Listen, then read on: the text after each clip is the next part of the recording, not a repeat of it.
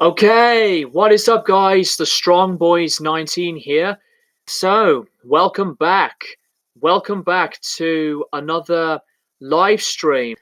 And obviously, with the previous live streams, it's not really planned out, but this is just all on like a very raw, unedited, uncut, I guess, version of a video. But since this is on live streams, I might as well just be myself and get right into it. And it's really funny actually that somebody decided to click the thumbs up button about 20 or 30 minutes before I started the stream. Originally, I was going to use the OBS software, but since YouTubers decided to ask me and allow me to use the webcam and its microphone to this live streaming tab, I might as well give it a go. And also let me know if the audio and the picture quality is good. But if the audio isn't working out right, then I don't know how to do it without the OBS software. Not that I'm an expert on it myself. I see 3 likes already, 4 viewers. Shizazzle and Itachi. I'm still really sorry that I've mispronounced your name there. The quality seems fine to me, Shizazzle. I will, by the way, alert to you all that there is going to be some new videos coming up, which you have heard me say before, which I will do the Neil Young reviews, but I think I may review another 2020 album since we are close to the end of the year, and hopefully I would like to possibly do some more new album reviews for new releases for this new decade now, since a lot of people have been giving me a lot of attention, surprisingly, through new album reviews of new stuff. Call me John, that's my real name. Okay, that's fair enough. Nice to know you, John, for gosh knows how long I've spotted you for the first time. Blackwater Rust. Fancy seeing you here. I did see some of your comments from Jamie's videos. Jamie Horsley, by the way, for those that don't know, he is an Australian YouTuber who I think deserves a lot of the attention and the love. He's been doing a shitload of productive videos for new album reviews, and also he's been doing various album lists. I gave him a shout out, recommendation of his channel to you before when I had reviewed Deftones' new album, Ohms, and I highly recommend his channel. So, Blackwater Rust, thank you so much for tuning in. It looks okay to me. That's great. He also says, also found out about you from the Mr. Bungle review. That's awesome. And speaking of Mr. Bungle, for those of you that have not seen my review of The Raging Wrath of the Easter Bunny, please check it out. And also buy the physical media form of the album. If you just want to hear it on YouTube for the sake of it, then go right ahead. I've been playing it a few times ever since I have got it in the collection now, and it still sounds amazing. There will be some moments of me that's starting to love more of the tracks. Damage Incorporated. Fancy seeing you here, man. Formerly known as Demon Master Reviews. I think you still name yourself as that. I'm doing very good, man. How about you? So, also, I should have said this right at the start, since we are almost 5 minutes into this stream.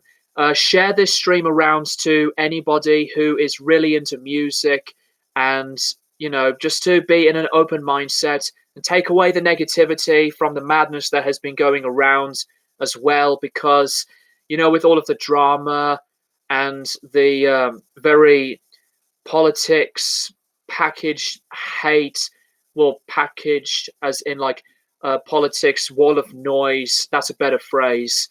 Like I said, I've not planned, a proper way to say things as much as my videos. But anyway, let's move away from the negatives and go into the positives.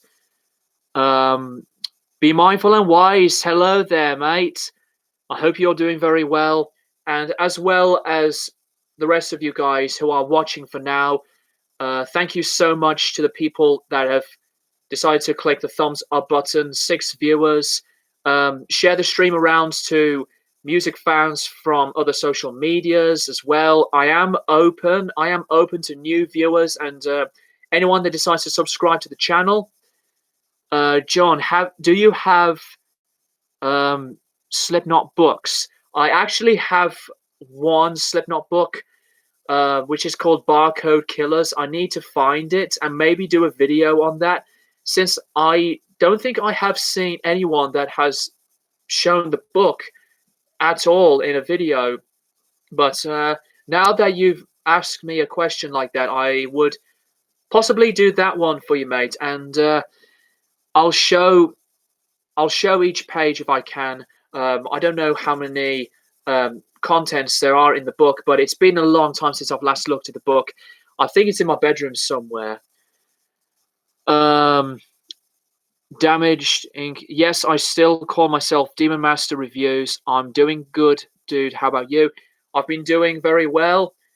I have been really productive, making music, recording, being with my band, performing, and making money out of it. Still doing the stuff that I love to do. It's just the same thing. And there's no other occupation for me that I absolutely love to do than just to do my work as a full-time musician.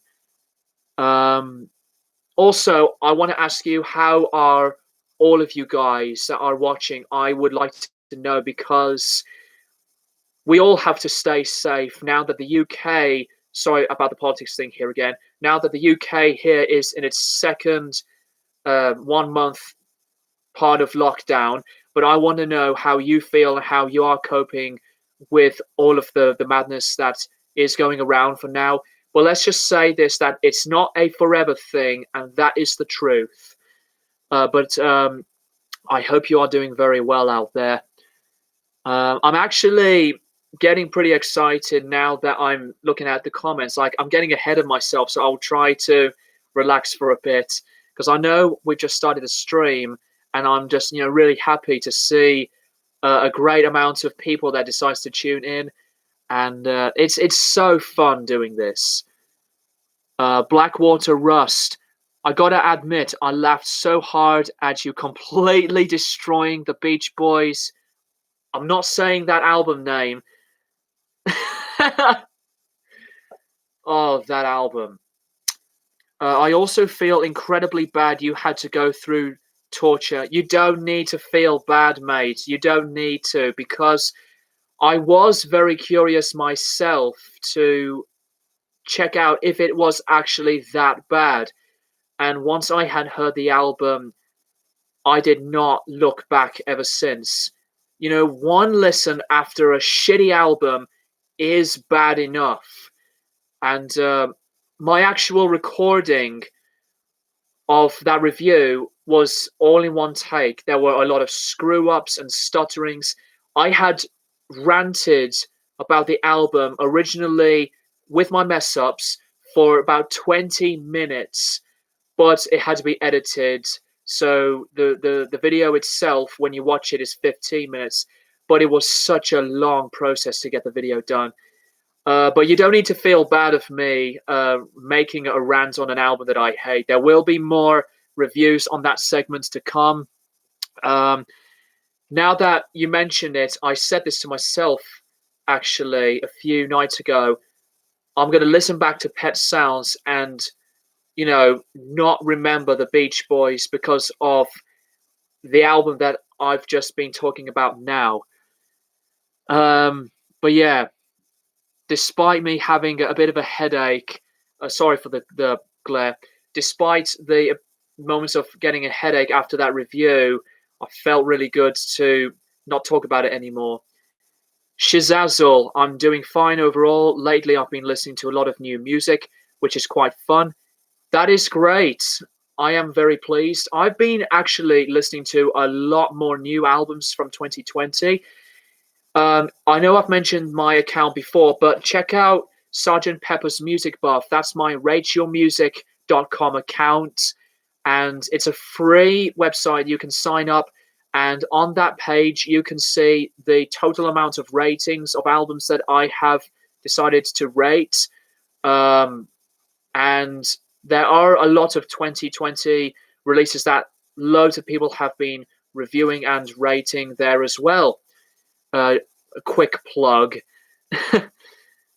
John, I'm fine hearing music and seeing Netflix films and series. That's really good.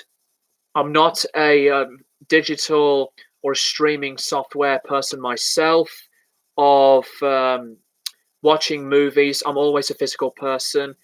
The last movies that I have watched a couple of nights ago were from the trilogy of the Clint Eastwood spaghetti westerns of For a Few Dollars More and The Good, the Bad, and the Ugly, and it was such a great time.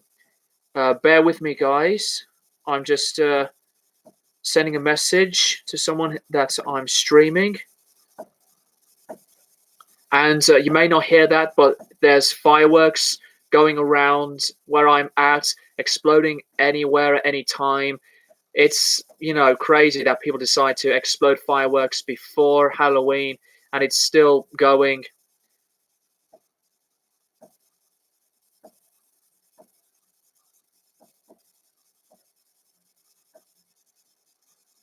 Sorry guys, I will be looking at your comments in a few seconds.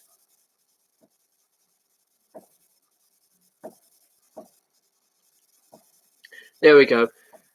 But yeah, Guitar Storms, how's it going, man? Hope you're doing all right. New AC/DC album rocks big time.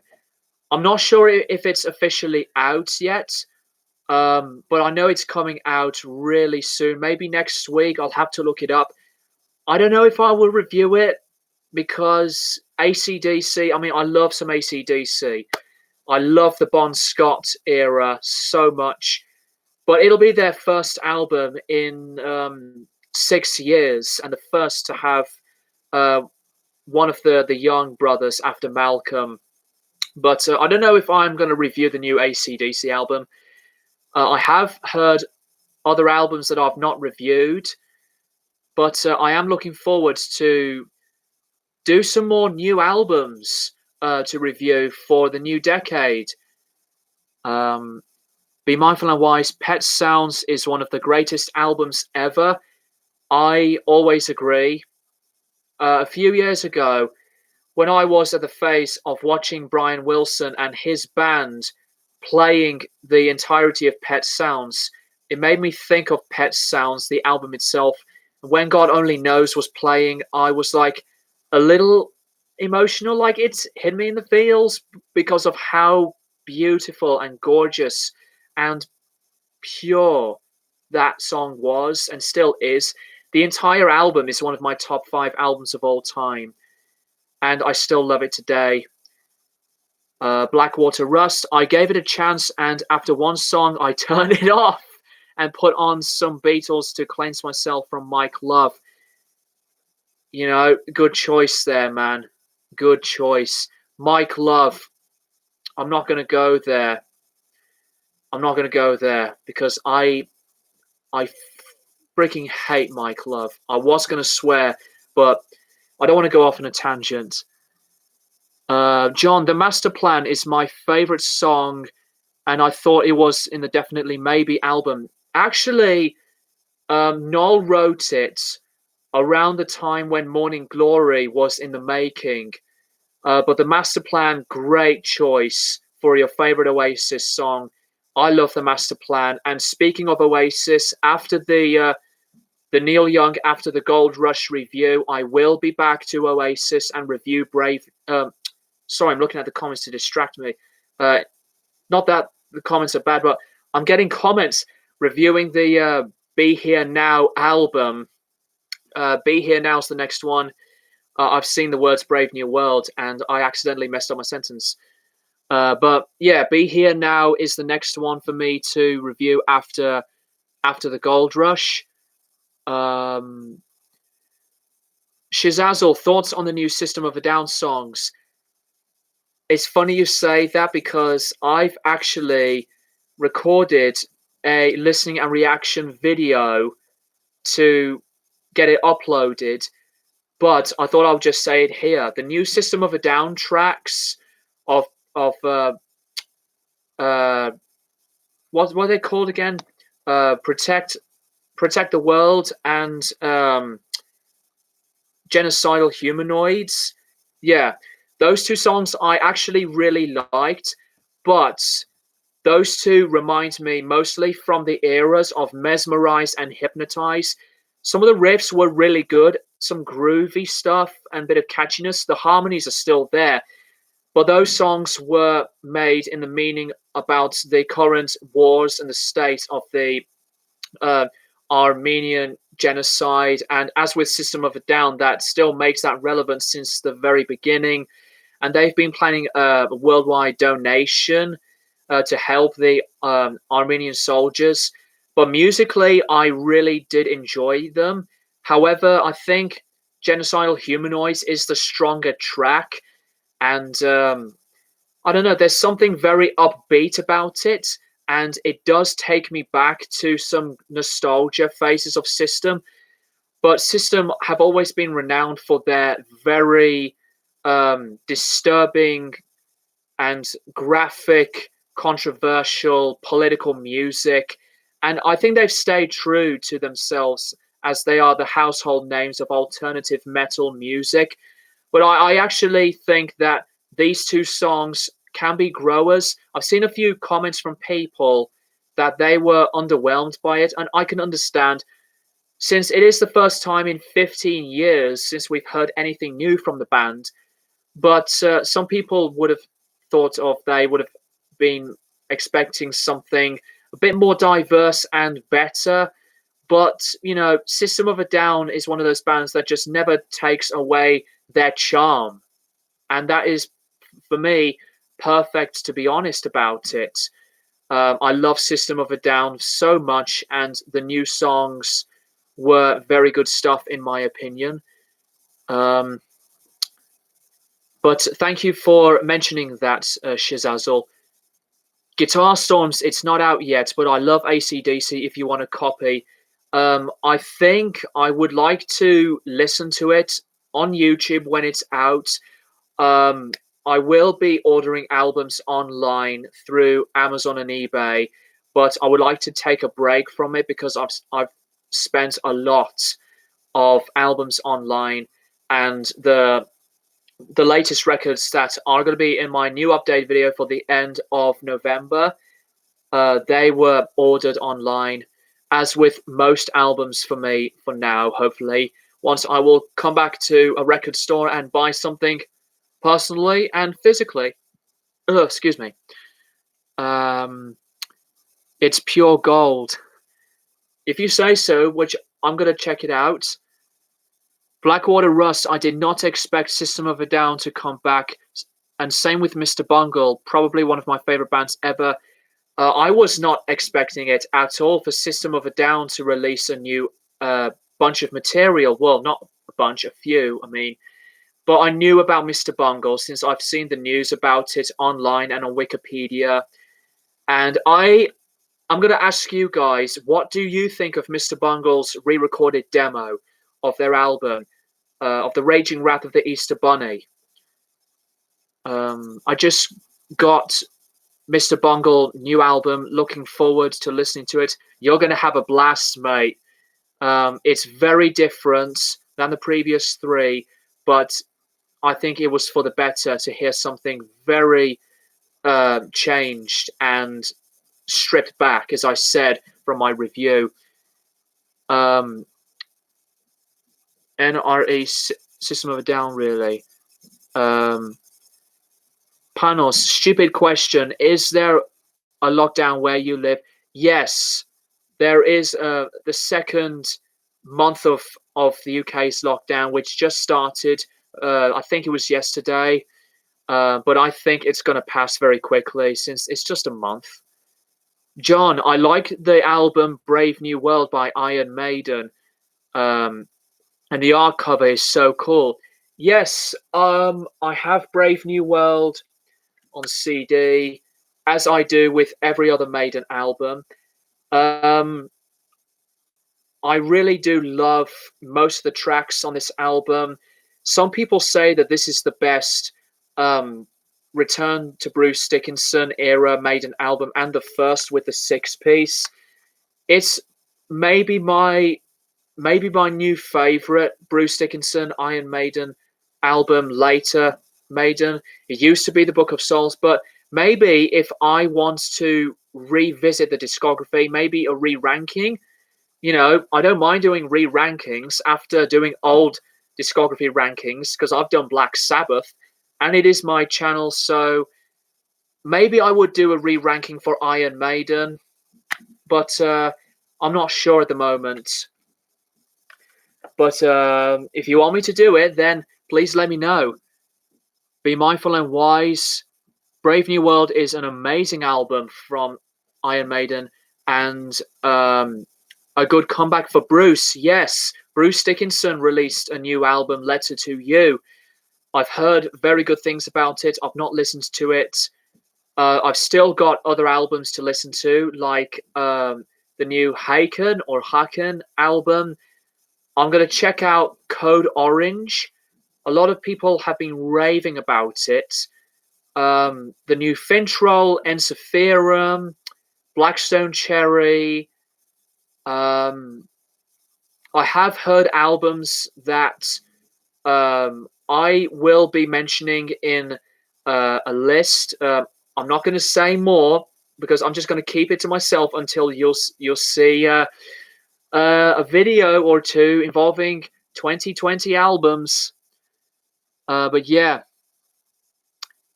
Shizazel Brave New World is pretty good as well. It's one of my favorites of all time. It is such a strong album, and it is worth of a comeback to hear Bruce Dickinson again. Don't get me wrong, I really like the Blaze Bayley era, and I still think that the X Factor is my favorite. It's not that it's the best Maiden album, but it's more of the favorite, as I did say that it is my favorite Maiden album when I reviewed this X Factor album, and I had put this at number one, but I actually played this album on the day of its 25th anniversary along with What's the Story, Morning Glory, and it was such a great time. But that's just me. I love this album. Some Maiden fans don't, but in my opinion, this is one of the greatest underrated albums. Aerosmith songs went downhill in the 80s. It is so cheesy. I'm not a fan of Aerosmith, to be honest, mate. I don't mind Aerosmith, but I find them overrated, especially when they went very commercial. Some of the rocking earlier Aerosmith was really good, from what I've heard, but they've never been a fan of my ears to get into them. But I do have respect for Aerosmith. Fair play. Sorry, I've missed one. Blackwater Rust. Brave New World has the best Maiden album cover. I really like the look of Eddie and the CGI looking buildings, the background of the bottom half, but I think my favorite Maiden album cover is still Power Slave. Shizazel, for me personally, I prefer Killers and The Number of the Beast, but Brave New World is still pretty good though. That is great. Killers for many Maiden fans is better than the debut, but I really like the first album more still. The Number of the Beast is still a strong album. It's one of my favorites, but I think it is the most overrated Maiden album. Not obviously to say that it's bad, but I think it's just overhyped. That some people say that it's the number one Maiden album because of Run to the Hills, The Number of the Beast, than anything else or something. But I could be wrong. It's a strong record, like I said, but it's not in my top five. Maybe it was in my previous Maiden album ranking. Maybe it was. I haven't looked back at that video. Um, the comments are still coming in. Lovely. 6 viewers, 6 thumbs up. Thank you so much, guys. And we are close to half an hour into the stream. Guitar Storm's new Keith Richards 2 out soon. I will be checking that out. And I did like his album Cross-Eyed Heart back in 2015. Really enjoy Keith Richards as a solo artist. I didn't bother with Mick Jagger as a solo artist, but I need to give it a chance. Be Mindful and Wise. Sly and the Family Stone is a great band. I've recently been getting into albums like Stand and There's a Riot Going On. Sly and the Family Stone are very good as well. I've been demanding myself that I should listen to Sly and the Family Stone on their albums. I know their hits, but not the albums yet. But those 2 albums that you've mentioned are on one of my wish lists. If you haven't seen my wish list on my rateyourmusic.com account, Sgt. Pepper's Music Buff, my wish list is just massive. Like a few hundreds of albums that I really want in the collection through different genres. Mainly from the 60s to 70s, but some from the later stuff. Blackwater Rust. New Mr. Bungle is my least favorite album, but it's still really good fun thrash album. Yes.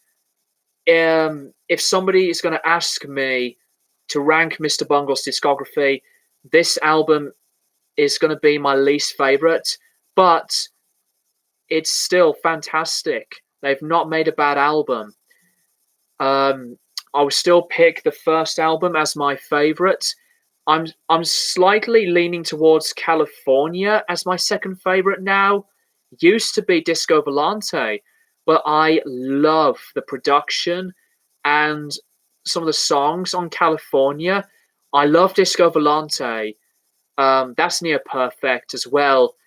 But California is possibly becoming more of the second favorite for me. Shizazzle, a re-ranking would be interesting.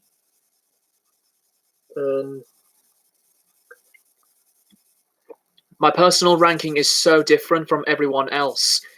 That is great.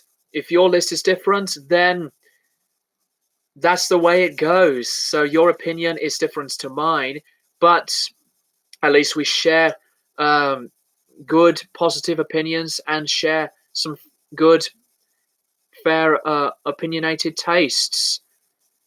Guitar Storm's Black Sabbath Paranoid special issue with the live gigs. I have seen not much of the packaging on the 50th anniversary of Paranoid. I'm not sure if I'm going to get it. Possibly. I don't know.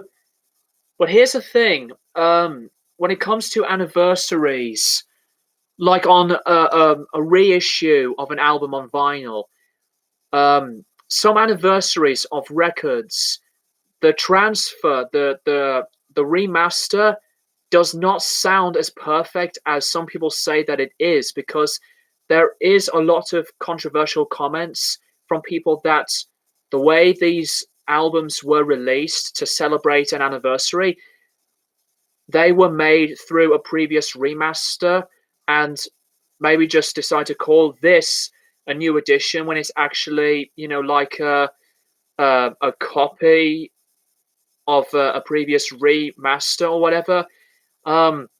I hate it when anniversaries later on are like that, because it's not that they are ruining the legacy of an album because of an anniversary, but it's depending on the sound quality, that some sounds can be too um, compressed or mushy, doesn't sound as fat or rich as well as an earlier remaster or even an original. And some remasters are very poor, in my opinion. Like, especially through some picture discs, when you hear some noises of the picture disc itself, or um, hearing a lot of crackling to make the sound really uncomfortable, the way the records were manufactured, etc. That's just something that sometimes pops into my head when it comes to a record pressing of an anniversary on an album. Um, Blackwater Rust. Personally, though, Somewhere in Time and Seventh Son are my favorite Maiden records. Both I have on vinyl. Somewhere in Time is absolutely a fantastic album. It is one of my favorite Maiden albums. Seventh Son of Seventh Son, um, it's classic, and you can't go wrong with that one. John, I don't understand why Jim Morrison was buried in Paris. He was only there um, for months. He went to Paris after he decided to leave the Doors to continue his passion and love for poetry, and that's where he was, and until his drug overdose, and you know that's what led him to reside in Paris. But yeah, so Jim had been losing interest with his time with the Doors in the early 70s, around the time on the LA Woman era, and he decided to leave the band just to go to Paris and focus on poetry, as I just said. But poetry was his main first love than music, to be honest. That's my guess, but I think it was true. Shizazel, Peace of Mind is my favorite Maiden, my favorite album of all time. Sorry. Some other albums I love from Maiden is Brave New World and A Matter of Life and Death. Peace of Mind is very, very good as well. I think it is not a strong follow up than Power Slave is, because I think Power Slave is stronger of an album. The Number of the Beast to me is better than Peace of Mind. Despite what I have said about The Trooper in my review, it's an album that I really like.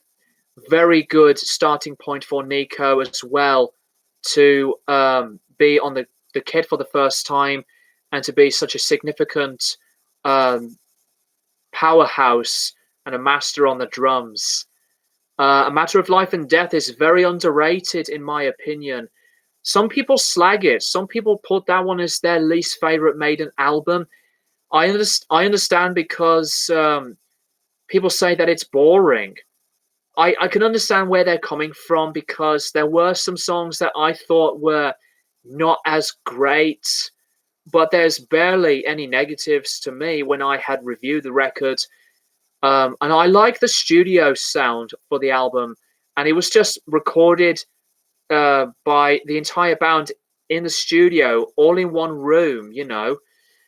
But I like how raw it sounded.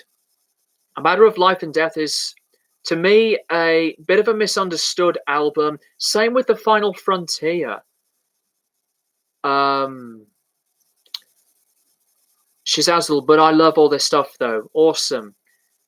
I even love some stuff from Virtual 11 and a few from No Prayer, which is still my least favorite Maiden album. Guitar Storms, Dennis Stratton's new Lionheart record is called. I haven't heard of that one. Shizazel. Oh, I was talking about the album covers when I mentioned Killers and the Number of the Beast. Oh, okay. Album covers, yeah, Killers is really good, and Number of the Beast. John, the Hells Angels ruined the live concert of the Rolling Stones. Yeah, I remember that incident from the late 1960s. That was a really disastrous time for the Stones, which is a big shame because they were at a height of their fame, you know. And to hear about Brian Jones, they were going through a lot of the optimism and the experimentals.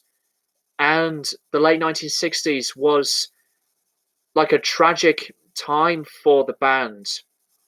And you can't go wrong with some of the other artists in the late 60s, like the breakup of the Beatles coming up, and Bob Dylan returning back to music.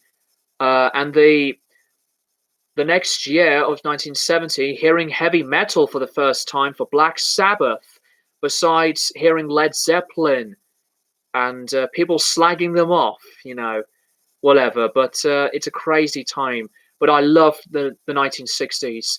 The 1970s is my favorite decade for music, as I said before. If you haven't heard of me saying that, but there you go now.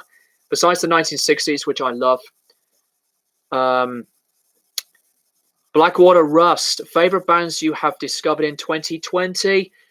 Not favorites, but I have discovered bands that were made, that were formed, I mean, and made a great selection of albums. I really got to enjoy Testament a lot, and um, not really that much, to be honest. Testament, I've been listening to their discography. Um, Mainly, I've heard a lot of 2020 albums, but you know, I mainly repeated 2020 albums, or just listen back to some old classics from the 2000s or the 90s or 70s. Excuse me.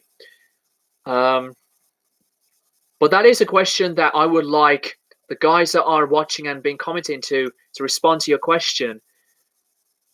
The Gallagher brothers know Paul McCartney and Ringo. Yes, the Gallagher brothers have met Paul and Ringo. Excuse me. I guess they have. Maybe they've met George, but I remember somewhere that George was not happy with Liam's attitude when Oasis were at the hype of their fame. You know, Guitar Storms, Demons and Wizards are cool. I need to check that out. Be mindful and wise. George Harrison has one of the best solo careers of the Beatles. All Things Must Pass, Living in the Material World, Dark Horse, and Cloud Nine are fantastic albums. I have not heard a lot of his albums. I have heard all of John Lennon's solo stuff. I've heard a bit of Paul McCartney's, but I have heard a bit of George Harrison's, and I like his discography so far. And Paul's. Guitar Storms, Zakk Wylde's New Sabbath tribute rocks. Zakk Sabbath. I'm not really that a fan of tribute bands. I have seen a few live, and I get it. But if I want to hear the real thing, I just stick to the originals. Zakk Sabbath, they sound really good. Zakk Wylde, brilliant, great guitarist. But sometimes when I hear him play live with his flashy lead, and especially if he plays Black Sabbath, he can be a little too wankery for me. Not disrespecting his talent, but I really respect him as a guitarist. Sorry for saying that word, but that's how I feel about him. And you know, Yngwie Malmsteen, I think he's so overrated. I respect his influence and impact for people, but I just don't care about Malmsteen being very samey and repetitive. No disrespect to people that like him, though. Blackwater Rust, George has the only good solo career from any Beatles member. I'll have to disagree. John Lennon is my favorite Beatle, and he's my favorite solo artist. There are underrated solo albums from him that I like a lot, But some of George's solo stuff is brilliant. But George has had a discography that was um, very variety grown as well as Paul's. But I really like how versatile George went through on his career, and as well with other solo artists that decide to experiment on other albums. Guitar Storms, I read an interview where Adrian Smith said after hearing Queen Strike's Operation Mindcrime, he said Maiden didn't go far enough on the Seventh Son. A few touches could have been added. Really, that's interesting. I actually sorry, I got a bit distracted. I didn't actually know that, mate. Thanks for letting me know of that. Thoughts on Slayer's first album? I actually haven't listened to that one yet, but Show No Mercy, from what I've heard, it's a very raw sounding album. Quite punky as well. Guitar Storms. I mean, punky as in like it's still energetic, but some of the riffs kind of remind me of that. A Matter of Life and Death is brilliant. Seeing the whole band live from start to finish play this. Some people were bored when they played that, but I think that is a bit disrespectful, and it's their choice, you know. I would have loved to see Maiden live, though. I mean, my cousin had seen them live, and I got so jealous, and especially he had seen Metallica live. Blackwater Rust, Show No Mercy is fantastic. One of my top 3 favorite Slayer albums. Guitar Storms, classic Slayer. I need to check that one out then. Shizazel, yeah, Devil Horns. Metal to You. Blackwater Rust, 1970s period of music. I love for the prog rock. Progressive rock is one of my favorite times for music, and you know, Pink Floyd being to me my most played band to listen to in the progressive rock genre.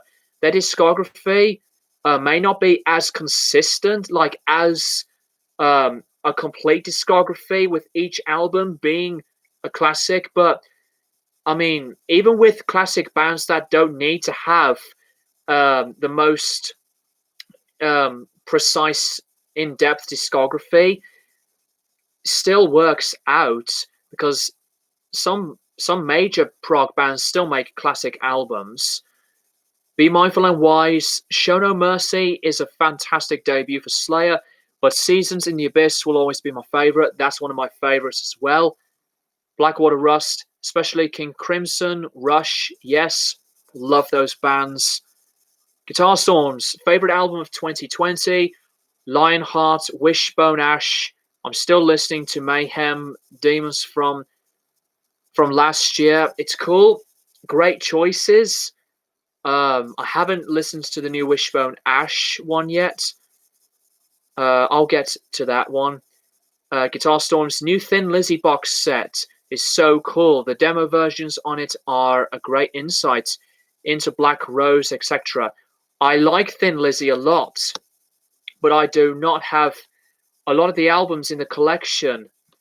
But I think they're a very talented band, even with Gary Moore, for God's sakes. You can't go wrong with Gary Moore. Guitar Storms. I love Fretboard Wankers. It's cool, bro. It says this message is held for review. Well, I just read it. John, the first time I heard Appetite for Destruction and Use Your Illusion one, I really liked those albums in that time. And I know I can't stand the band. I got tired of hearing Knocking on Heaven's Door and November Rain. That is great that you liked those albums.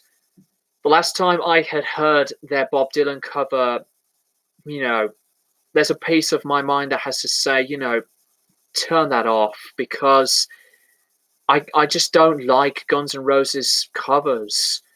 And their Bob Dylan cover is so dragging. I don't dislike people that like Guns N' Roses or even love Guns N' Roses, but I say this sometimes that to me they are very overrated. Um, Blackwater Rust. Queensryche after Promised Land went downhill. Thank goodness they got rid of Jeff Tate and replaced him with the Todd Latour. Um, they became really good again. Um, I haven't listened to enough Queensryche to say a lot, but I have heard the name. I have heard some tracks from Operation Mindcrime, so I'll have to check those guys out. I know, guys, that will be a shocker to you from what I said now, but Queensryche sound very good so far from me. Be mindful and wise. Will you be reviewing McCartney 3 when it comes out? Maybe. I don't know. I mean, personally, I think with Paul McCartney making many, many, many more albums in his career, there's a part of me that thinks like, no disrespect, excuse me, but I'm trying to think that I'm not saying that he's running out of ideas, but I I really do hope that McCartney 3 would be something very, very good. I have heard some people that really like Egypt Station and some of the newer, later McCartney albums, but I'll have to dive into those. But for McCartney 3, I'm still surprised that he's going to make another record. And I got to say this, I think Paul's voice is wearing out pretty sadly. I mean, Mick Jagger's vocals still got it, still got that brilliant range and tone, but with McCartney, it's a bit of a shame to hear him in that state of his voice, but more love and power to Paul for carrying on. And obviously with Ringo Starr. Not a fan of Bon Jovi. John, and Poison songs. I don't like Bon Jovi personally. Living on a Prayer, sick of hearing that song. And It's My Life. It's My Life. I hate that song. My opinion, Poison are good. I like Poison. Good band. Pecky Peck. Hi, Greg. I love Ken Hensley. May he rest in peace. Uriah Heep were at their best when he was with them. I like Uriah Heep, but I sadly don't know them enough for me to make a video for him. But I did like the sound of his keyboard playing, and I'll say this, that he still was a significant role in Uriah Heep's discography and career. Blackwater Rust. I saw Dream Theater open up for Maiden. Amazing show. No way.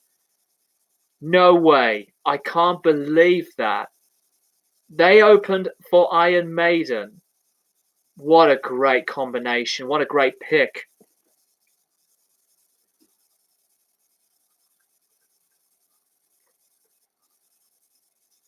Speaking of Dream Theater, I've been listening to some more of their albums a few months ago. Like I went through albums like 6 Degrees of Inner Turbulence to Falling into Infinity, Metropolis Part 2, and also um, Awake. I really do like their discography a lot. Uh, John, your favorite books by the Beatles and John Lennon. I have not read enough books for me to reply to that one, mate. I'm so sorry. I do like books, but unfortunately, I'm not like a big reader to read what appeals to me. I have some books that involve biographies, but I need to do that. Nice Slipknot t-shirt, by the way. Yeah, I think I had bought this when I had seen them live for the second time in 2015. Shizazzle, what are some of your favorite Motorhead songs? My favorite track is Walk. Walk a Crooked Mile, sorry. Seeing new comments. But there are so many good Motorhead songs out there. There is a lot of great songs from Motorhead. I love them. They're one of my favorite bands of all time. Their discography is brilliant. John, I really love the artwork of Lulu by Lou Reed and Metallica, but the songs is really awful. Ouch. Um, Come to think of it, I have reviewed the album. I still think that I don't like it, but I give it the most respect than any other album that I hate than giving them respect. I respect Lulu a lot. I know it's overhated. I still don't like most of the tracks, but I think there were some potential likings for me. The more I have matured to it, the more I became really uh, connecting to understand the album. But Lulu, I think, is not an abomination, but it's still one of those worst albums in terms of poor experiments and executions to me. Um, Guitar Storms, oh Motorhead, new Aces of Spades box set. Great gig in Belfast, live, 23rd of September 1981. It's so sad listening to this when we miss them so much. Lemmy, Fast Eddie, and Phil. Yeah, yeah. And I actually think that on the day of December this year will mark 5 years since we've heard about Lemmy. What I'm going to do is I'm going to crank Overkill in loud volume and put on my Overkill shirt on because it's my favorite Motorhead album. Um, and you can't beat it. Um, so you can't go wrong with some other albums from them either. I love Ace of Spades. Bomber's really good. Iron Fist. That's one of my favorites from Motorhead. Shazazzle, R.I.P. Lemmy, yeah. Peggy Peck, love that Seether song. Sold me after hearing it on Antecina Guy's channel. I have actually heard of Seether with that song when I had bought Disclaimer 2 around the time that I was really obsessed with that album. I was 10 or 11 years old. That bit at 8 seconds when the guitar blasts and just blows me away. There's a lot of things that blow you away, man. It's a great feeling to have through any listener. Guitar Storms, Maiden live in Ireland 1990. Was Maiden headline Alice in Chains and Wolfsbane support. Great gig. I didn't know Alice in Chains have supported Iron Maiden, so that was surprising. I have heard that Wolfsbane did support Maiden around the time of the Fear of the Dark era, because Wolfsbane was Blaze Bayley's band before he was with Iron Maiden.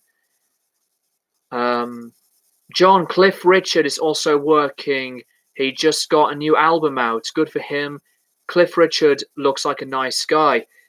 I'm not a fan of Cliff Richard. In my opinion, I like his talents, but I just don't listen to him enough to call myself a fan. So far, guys, with almost an hour into the stream, 8 likes. Thank you so much. 5 viewers. So let's go to some sharing parts in the stream now with some suggestions. Like suggest me a question to ask about music or albums, like a live stream Q&A, and I'll pass some other questions to you lot and you answer back to me. Because that's another thing that I like to do for some question videos that I have not been doing enough on the channel. These very rare videos for now, hopefully, of asking you a question that I've not asked that I have seen other people have asked their viewers to respond to whatever question gets into their minds and respond. Um, John, in your opinion, Sid Barrett was a better writer than David Gilmour? Um, Actually, David Gilmour, after Sid Barrett's departure, it was more Roger Waters, but I do think that David Gilmour is still an important songwriting creditor to Pink Floyd's music. Well, the rest of Pink Floyd, Mason and Richard Wright, I really like Sid Barrett with Pink Floyd. The Piper at the Gates of Dawn is one of my favorite psychedelic albums and one of my top favorite Pink Floyd albums.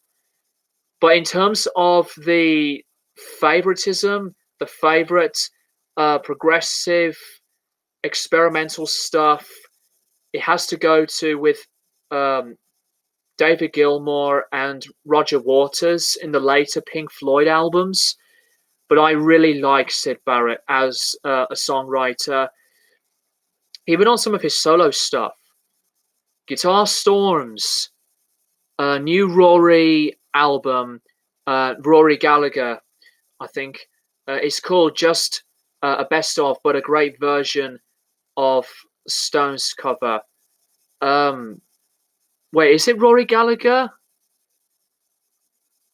I actually don't know. Just to just to understand this, like, are you saying it's Rory Gallagher? Um, I don't know. You have to tell me, mate. Um, Guitar Storms again. Tell us about Tosca. Tosca, they are such a phenomenal band, and I have done a concert review after seeing them live the night after. It was one of the best experiences I've ever had on a live show to me in my life. And I had known Tosca, loads of videos from them on YouTube, but to see them in person is just so awesome. And Fire by the Silos, one of the best albums of the new decade, from well, best of the decade from the 2010s. One of the best new bands to me that I've ever heard, and you have to check them out. They are an instrumental, progressive metal star band, very polyrhythmic, very complex in time signatures, influences like Carnival, for example, because they are Rabia's favorite band. But I highly recommend that you should check out Tosca. Their live shows are just amazing, electrifying. They are worth the time to you, and listen to their music. They're still going around. They've been making music, but with all this stuff going around, it's very slow. And for those that also know about Dorje, Rob Chapman's band, Ben, Tosca's drummer, decided to leave Dorje because he wants to be very consistent with Tosca, and he couldn't work with two bands, which is totally understandable. It's a shame, though, for me. I would have liked to see Dorje live, but I've missed the opportunity. I wanted to see them in Birmingham in 2017 or 2016, but it was sold out at the O2 Academy. I was so pissed off. But yeah, there you go. Tosca, just a phenomenal band. Yeah, Rory Gallagher. Yes, mate. I haven't heard of that one yet. What pick size do you use, pal?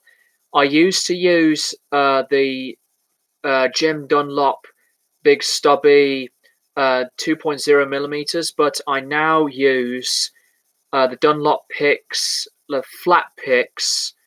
I'm gonna have a look. We're gonna have a look actually.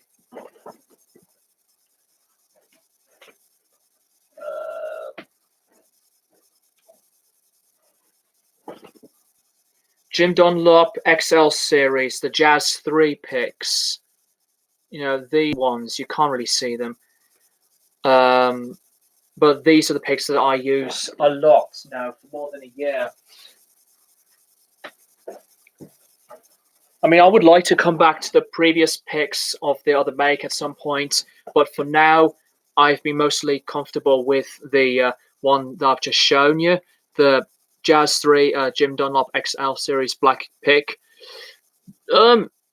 Shizazel, thoughts on melodic death metal? I think that the genre is sometimes not as perfect as it used to be.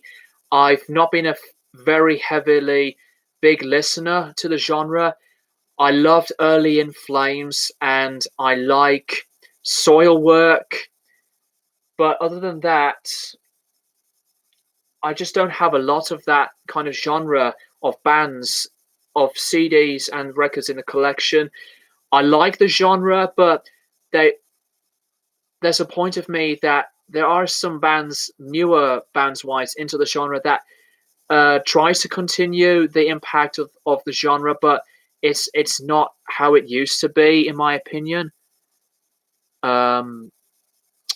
John, do you have the tickets of the Who concert when you went to see them? I don't think so. I'm so sorry, mate. I don't think I have. But if I do, I would possibly show you them through another live stream. Blackwater Rust, solo career, Roger Waters versus David Gilmour. I have not heard any of their solo stuff. I have About Face from David Gilmour on vinyl, one of his albums. I have heard of On an Island. I like that one, and I've also liked Rattle That Lock. I've reviewed it as well. But Roger Waters, I've not heard his solo stuff yet. Guitar Storms, any advice on best leads to use? I went through Fender Planet Waves, etc. All did not last long. Best leads for amplification, for pedals. Well, I think the best leads to use Fender Planet Waves. I use other Fender guitar leads, but I don't use Planet Waves. I remember I used to use Planet Waves leads, but I think the other Fender leads are so much better. I'm not really that much of an expert of knowing the brand of leads or cables, but I am really interested more on the amplifiers and the pedals and the guitars. But I apologize. I'm not that much of a very knowledgeable guy for the technology side of being a musician. Best leads to use. I went through the Fender Planet Waves. But yeah, I'm not really sure how I would answer that in a proper detail. Apologize to you. Well, let's just say that I think the ones that I really like, the Fender leads, but at the end of the lead, all white background or with a Fender logo at the that's in black. I don't know what the type of lead that is, but I use that for one of my equipment. Shizazel, Early In Flames is pretty good. Horacle for me is their best album. Horacle is fantastic. I've just listened to Clayman, and I think it's a very good album. The Jester Race is my favorite In Flames album. John Daly covers. Hello there. I hope you are doing very good. John, my brother's nightmare songs in the 80s was Buzz, Fizz, ABBA, and The Lion Sleeps Tonight by Tight Fit. Nightmare songs. I'm not really that familiar with some of those songs, but ABBA, I just don't like ABBA. They are very commercial. They're very poppy. I get it, and I respect that. I like the talent, but I just do not care for the music. But that's a pretty good term, nightmare songs. Never heard a term like that before. Nightmare songs. John Daly covers. I'm not sure if I asked before, but I will ask anyway. Is it really okay to like a lot of bands, even though you might not know every single album or song? I always feel that when I like a band, I have to know. Um, I will have to say for this, um, okay to like a lot of bands, even though you might not know. It's okay to like the sound of a band through a song or an album in general, to be honest. You can just immediately like a lot of the band's music through a couple of albums. I mean, if you want to be a fan immediately after one album, then go right ahead. But, you know, I think it just depends on how you truly feel about what inspires you and what you like from the sound of music from an album or just the sound of a band. You can be a fan even if you have not heard an entire discography. Like, I just mostly became a fan of a band through a couple of albums or even, three, to be honest. It depends on the discography, but it doesn't really matter. What really matters is if you like a band that interests and inspires you, then that's the best thing. Um, Guitar Storms. I'm getting a Vox 10C1 soon. 550.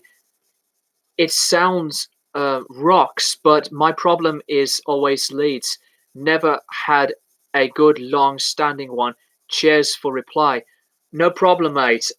Also, if you, I'm assuring if you have heard of this channel, check out a channel called That Pedal Show. Let me know if you have heard of them or not. But I love their videos. They are really knowledgeable, so insightful. They do live streams, interacting with the audience through comments about guitars, amplifiers, pedals, cables, etc. They are really great to watch. I've just been a subscriber to them since the past 3 months, I think. And um, it's just always fun to watch to me. I still, Guitar Storms, I still have a tight fit 7-inch vinyl. Guitar Storms, new Deep Purple is great. Need to listen to that one as well. Um, Never knew new keyboard player that plays with Deep Purple played bass on Painkiller by Judas Priest. Holy shit! I did not know that. That is unexpected. That makes me want to check it out much more sooner. John Daly covers. That's great to know. Yeah, as long as you enjoy whatever songs you like or music in general, uh, that's more important thing. Yeah, exactly. Exactly that. Guitar Storms, That Pedal Show, must check it out. You need to check it out.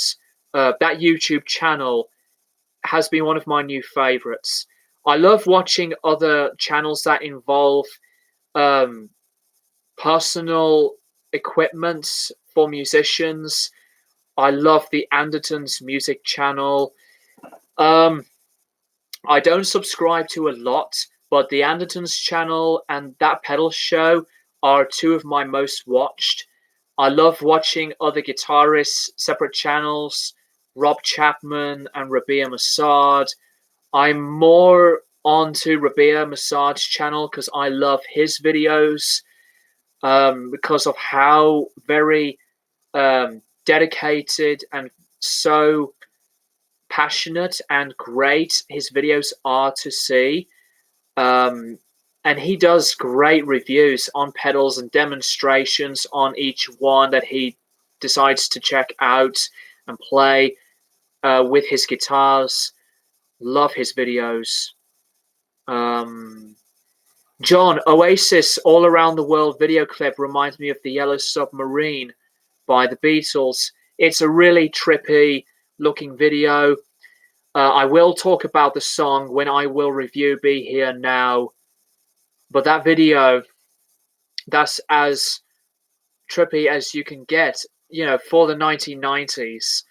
I still think Lucy in the Sky with Diamonds is trippier, even though that is a movie still from the Yellow Submarine movie. Blackwater Rust, Blur or Oasis? Oasis. I like Blur, but again, I'm more of the Oasis fan. Though I have to say that not everything from Oasis is perfect. I don't think their discography later on has been as much of a classic peak like the previous albums, but I really like some of the later albums. Um, excuse me, but I will let you guys know what I think of each Oasis album over time on the channel. And we are more than an hour into the live stream. Let's just carry on, and I'll ask you guys some questions to answer and get involved with. 9 likes as well, and I'm really thrilled that these live streams have been a big success. It means a lot to me. Still share these streams around to anybody. John Daly covers. I'm a massive Queen fan, as you kind of know. I actually do remember that, John. That's pretty much the only band I've heard everything they've done. I also have my very own jacket full of badges and patches. Very proud of it. Brilliant. That is awesome. I really like the idea of having a hoodie or a jacket or even a battle jacket with patches and buttons of a band or even on a musician. That's a brilliant idea. It's like one of those really cool classic way of an identity, in my eyes at least. My opinion. Guitar Storms. What's your live band's YouTube channel? YouTube channel. Not that I would mention about the band for now, because of what the world's going through now, obviously. But my band's YouTube channel name is Hardgraft Band. Hardgraft Band. It's all in one word, no capitals. But it would mean a lot to me if any of you guys are interested to subscribe to the channel and comment on these videos that are on there. And I've been very, very happy and fortunate to be with musicians that I love to play with. But also check out the band on Facebook as well. And we've got some stuff to work on, but if there's going to be some special stuff, I will let you guys know. But the amount of productivity that I've been putting into my time as a guitar player in general has been really productive and busy. Be mindful and wise. Earth, Wind and Fire is a great band from the 70s. That's the Way of the World is an excellent album to start out with. Thank you very much. Be mindful. I will listen to them with that album. Guitar Storms, thank you for sharing with us, pal. Love your passion for music. All you guys on chat, it's a little tribe. Thank you so much, Guitar Storms. You guys are one of the best people that I've ever had a great pleasure to be with. Um, the community is brilliant. Not that I just want to name you subscribers as a community, but I just think that you are just a huge amount of people that are just there for the sake of me sharing my passion for the love of music and for the videos. And excuse me. And also, it's still great that anyone is watching. And if you want to subscribe to the channel to the newcomers out there, please subscribe to the channel. I've done more than 1,000 videos, mostly on album reviews to updates, question videos, etc. I'm really, really glad and just grateful that it's just a pleasure to do this for a long time hobby, not a full-time job, but a full-time hobby. Hopefully full-time. Well, it just depends on my time on YouTube, but I don't think I will be on YouTube full-time.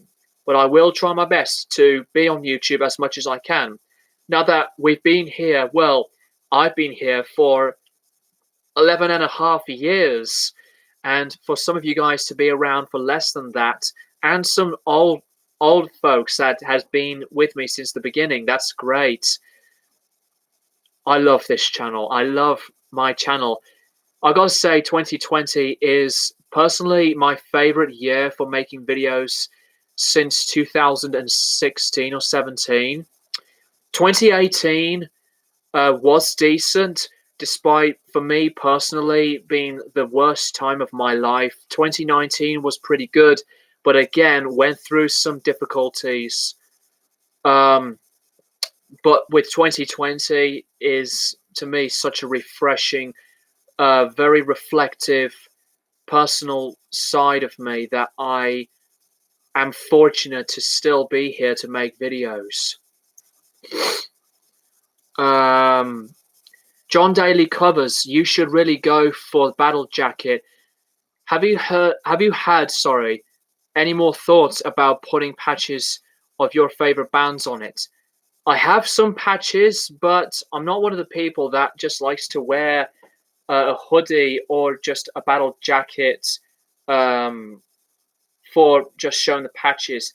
It's a cool trend, like I said, but I just don't feel like I'm one of those people that likes to do it that often. But I guess I'll show you some of the patches in a video, maybe. John, best thing I've done took me since January this year to make my Queen tribute jacket. That is really cool. Awesome. John, have you been to New York, and did you visit Dakota where John Lennon and Yoko lived? I would love to go there. I would love to go to that part of New York City with the big circle with Imagine on it. That is one of my go-to destinations.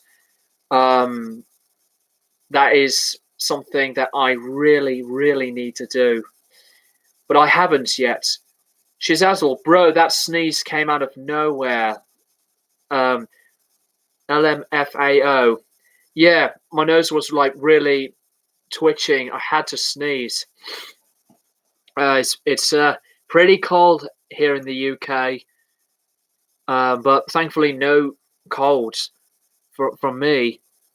Be Mindful and Wise. One Size Fits All is the first Frank Zappa album that I've heard and made me a Zappa fan ever since. He's such a talented and genius musician. I love Frank Zappa's music. It has been a long while since I've last listened to his discography. My first one was "We're Only in It for the Money" with the Mothers of Invention, and I love Frank Zappa's music. The more I got into his discography, John, I wonder why Led Zeppelin didn't make a new album with Jason Bonham. Imagine if that would have been happening. And Jason Bonham is a brilliant drummer, but I doubt that would ever happen. You know, um, it's 40 years since the breakup of Led Zeppelin, and I think it's just going to be impossible to make another album. Um, Yet alone, yeah, Black Sabbath have made, well, Tony Iommi really, along with other Sabbath members, have made later albums to continue the legacy, um, and go through reunions, etc. But with Led Zeppelin, I just don't think they were, you know, that much of a huge, consistent band of a discography type of conversation as much as Black Sabbath. Well, Tony Iommi is Black Sabbath. Um, Guitar Storms, I have patches and buttons from early 80s. You guys would love them. Rainbow to Sabbath to Maiden to AC/DC to Twisted Sister. Stop stuttering, Greg. Etc. etc. Another really cool selection of choices there, man. We missed Frank so much too. Yeah, he's one of my all-time favorite musicians. John Daly covers which classic rock bands you've been to see live. I have seen The Who live. Um, I guess I will put them as classic rock. I have seen Yes twice, but not with John Anderson. Um, Once with Chris Squire and without Chris Squire. I've seen Brian Wilson live when he played Pet Sounds in its entirety, as well as the Beach Boys' other classics with his backing band. Uh, Blackwater Rust. Um, Zappa got me into experimental music. Same with me, alongside with Captain Beefheart. When I was first hearing Trout Mask Replica, and with krautrock bands like Can, for example. Blackwater Rust. I got to see Rush live before Neil Peart died. I would have liked to see Rush live.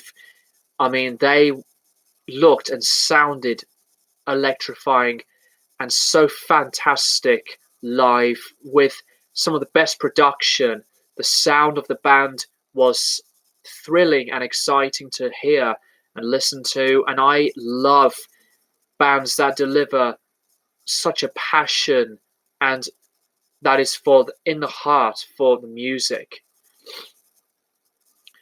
Guitar Storms, what's your acoustic guitar, bro? If you have one, it's a guitar I never got yet, but need to. Any advice? Started playing from early on SG.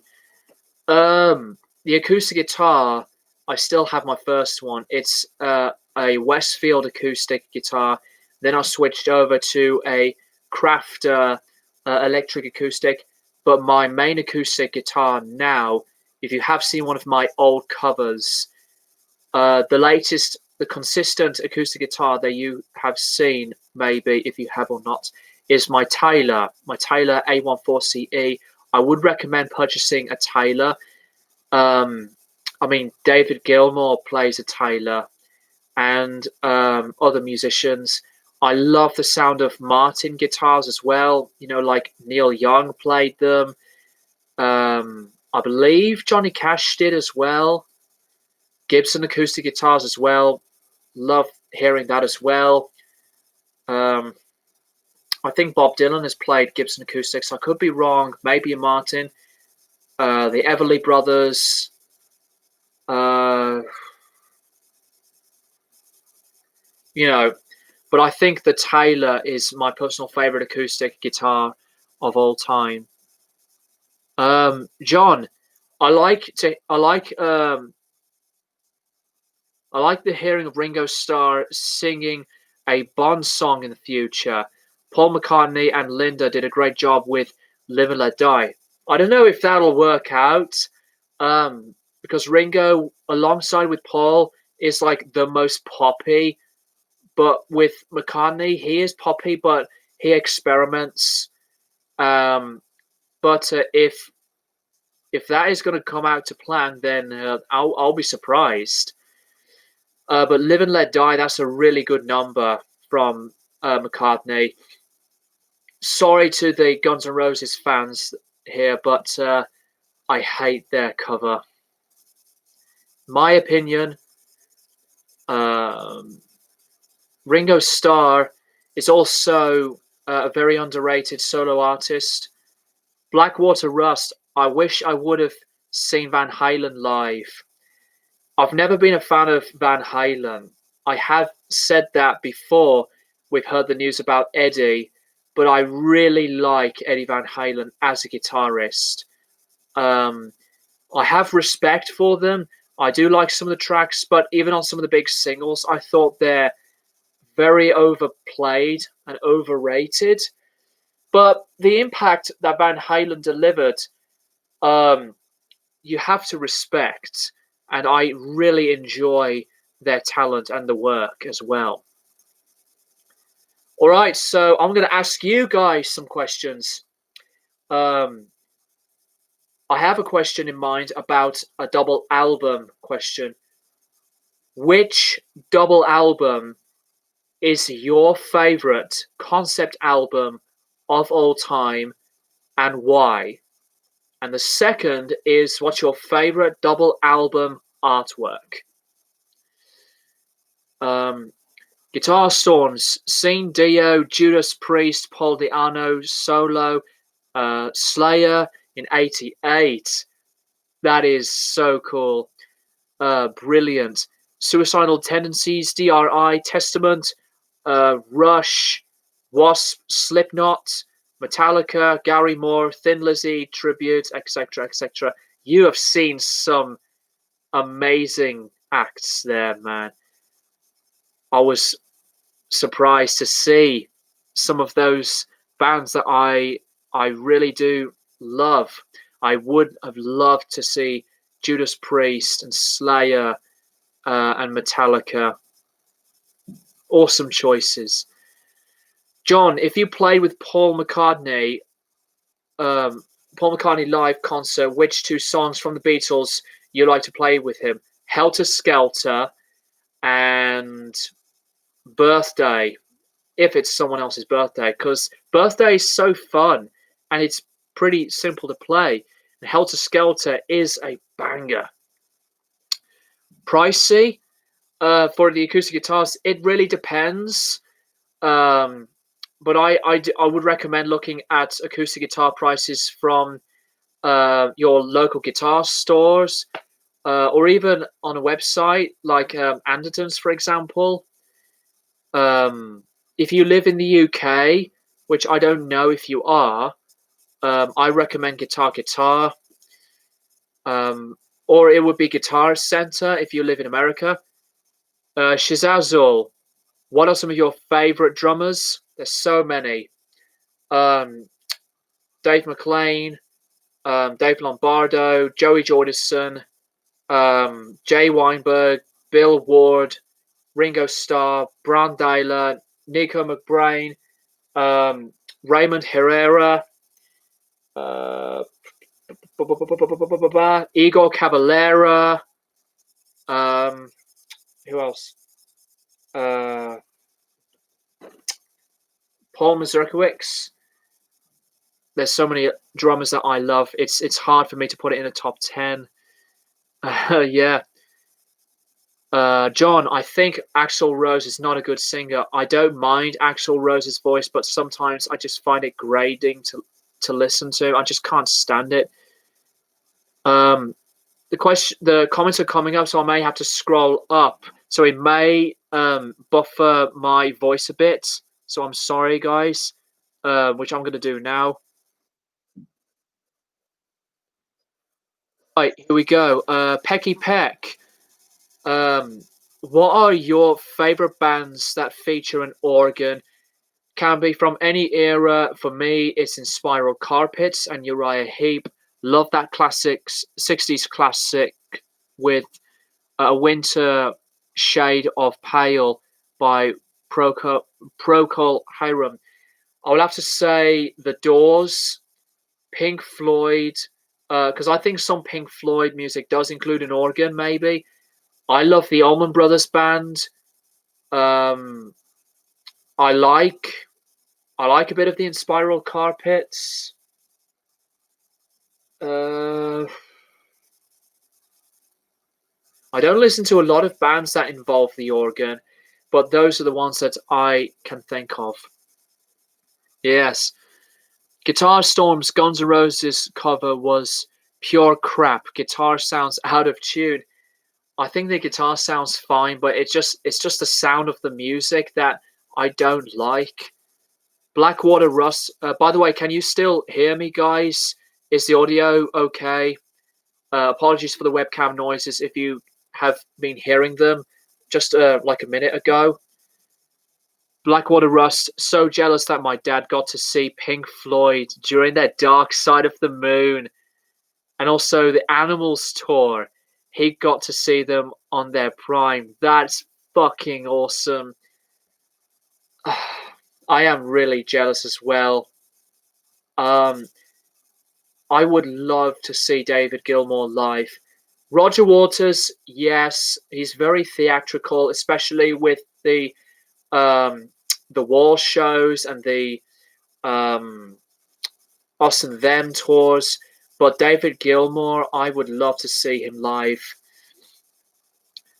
Um, okay, so we're on to the part now of answering my questions on the double albums thing. Favorite double album artwork and favorite double album concept. Guitar Storm's Live After Death. That's very good.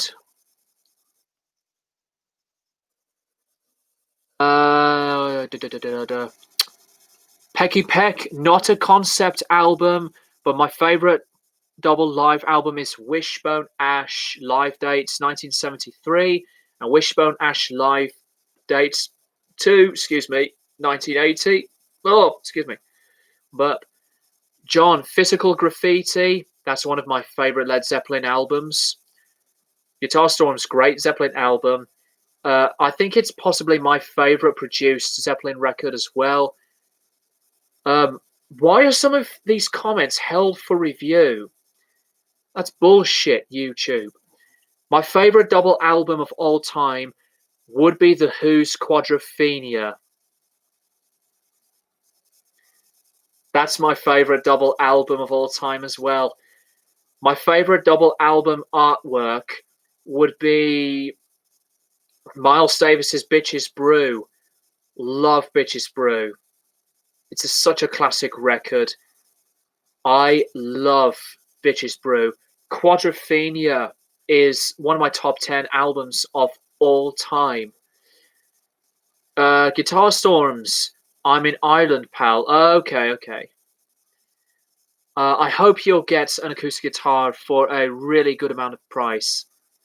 Shizazzle, for me, my favorite double concept album is Operation Mindcrime. It is such a catchy album with killer guitar harmonies, and the story it tells is such an interesting concept.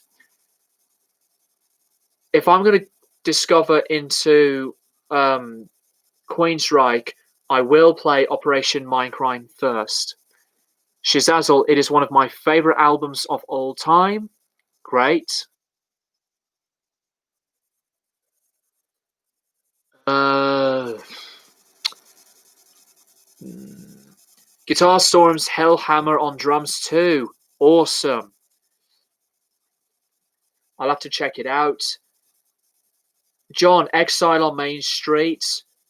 and Physical Graffiti are great albums. Exile on Main Street is another one of my favorite albums of all time, and it is my favorite Rolling Stones album. If you have not seen my Rolling Stones reviews, you can check them out if you want. I have done a discography ranking on them as well. Guitar Storm's actual sounds like a cat being strangled. Blackwater Rust, Tommy by The Who is probably my favorite double concept album of all time. I love Tommy. It's one of my favorites from the band. I think for the first rock opera, it stands out as greatly. And one of the best early double albums in music history, in my opinion. John, I hear you. That's cool. Glad to hear it. Shizazul, everything seems normal to me. Guitar Storms sound perfect. Joe's Garage by Frank Zappa. I haven't heard of that one yet because I know that he had done Joe's Garage in 3 different acts. But I have heard his discography from Freak Out to around the era of Roxy and Elsewhere, although I have heard Jazz from Hell. Pecky Peck, unfortunately, today organs are harder to come by. A real Hammond and Farfisa is very big and heavy like a piano. They don't really do any keyboards, which are all exclusively organs. They are really hard to purchase, and it depends on the prices as well, mate. Shazazul.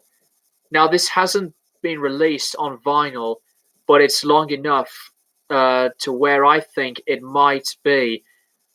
It would be Invictus Hall of Extinction. Shazazul, if not Invictus Halls of Extinction, then probably Live After Death. I haven't heard of the record of Invicta yet, mate. Halls of Extinction. I'll have to check that out. John, Deep Purple Made in Japan. I love Made in Japan. Personally, my second favorite live album of all time. That is Deep Purple at their best. I really like Deep Purple with Glenn Hughes. Made in Japan, though. That record is the shit.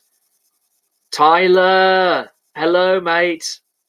Hope you're doing okay, mate. Formerly known as Greedy Selfish 97. Also, Tyler, I will be going into the Devil You Know album, since I still remember and know that you requested me that album to review for me to talk about. I am going to be listening to it and mention you through the requested albums section. I haven't done another episode for that segment.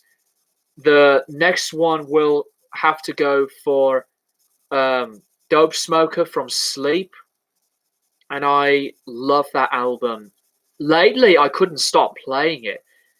I have been listening to the Southern Lord record remaster, but I did listen to the TP version, the Jerusalem version of Dope Smoker. Also, another question that I would like to share with you guys. For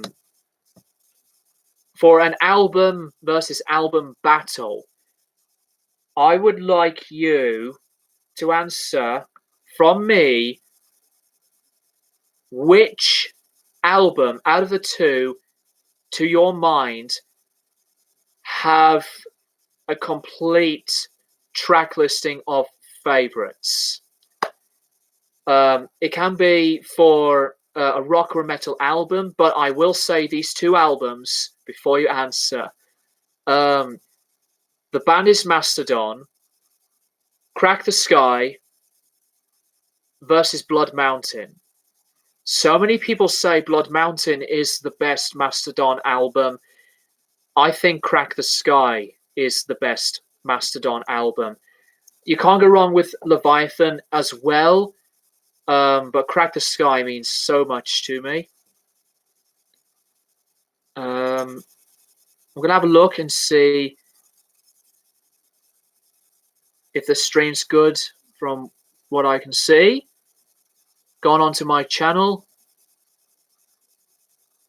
7 viewers, 9 likes. We're at 1.55 subscribers. I'm really pleased. Really pleased to see that.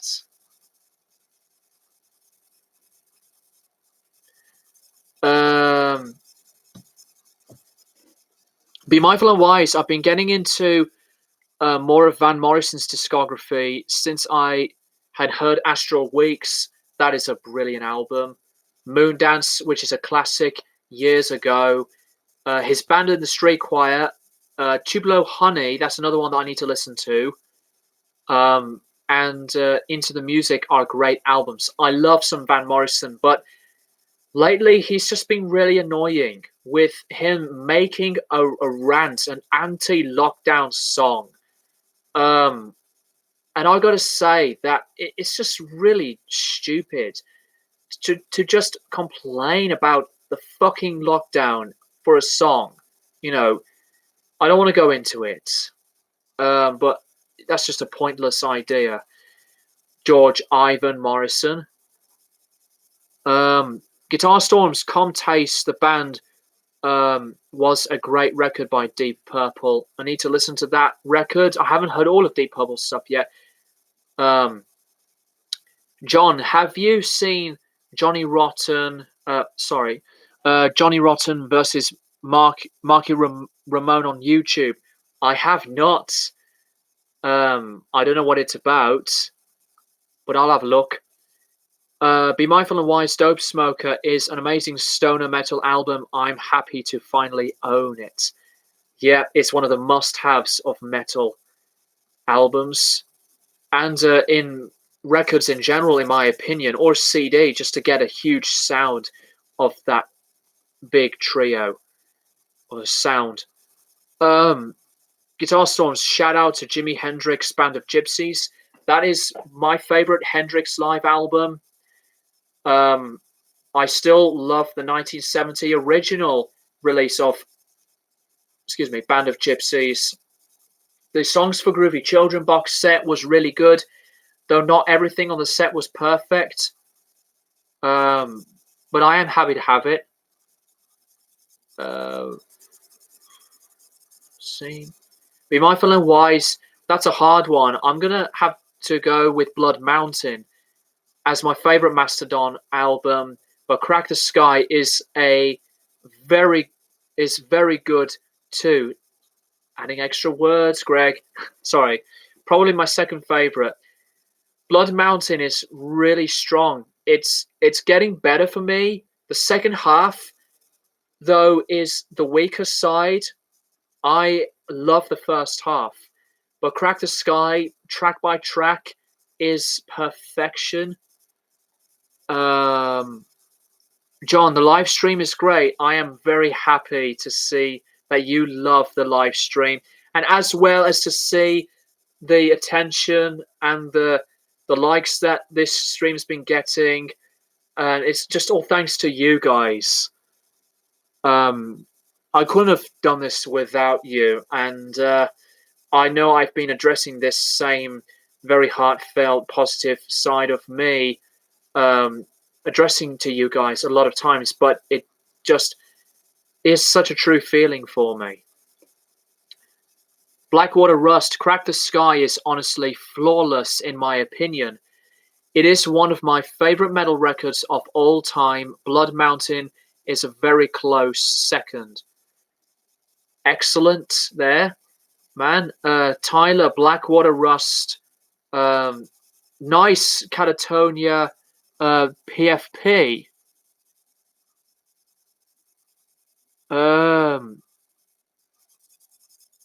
Shizazo, Crack the Sky. That album is so good. It showed some of their best elements. and um, most progressive elements. Sorry for pausing there, but I did overplay it when I was going through a Mastodon phase. That can happen to bands with albums that you absolutely love, that you are like in that accidental moment and danger of repeating albums. I think maybe some people should replay Remission. Remission is one of my high favorites from Mastodon. Love their finding sounds of music, and the production is very good to me. Some of my all-time favorite Mastodon songs as well.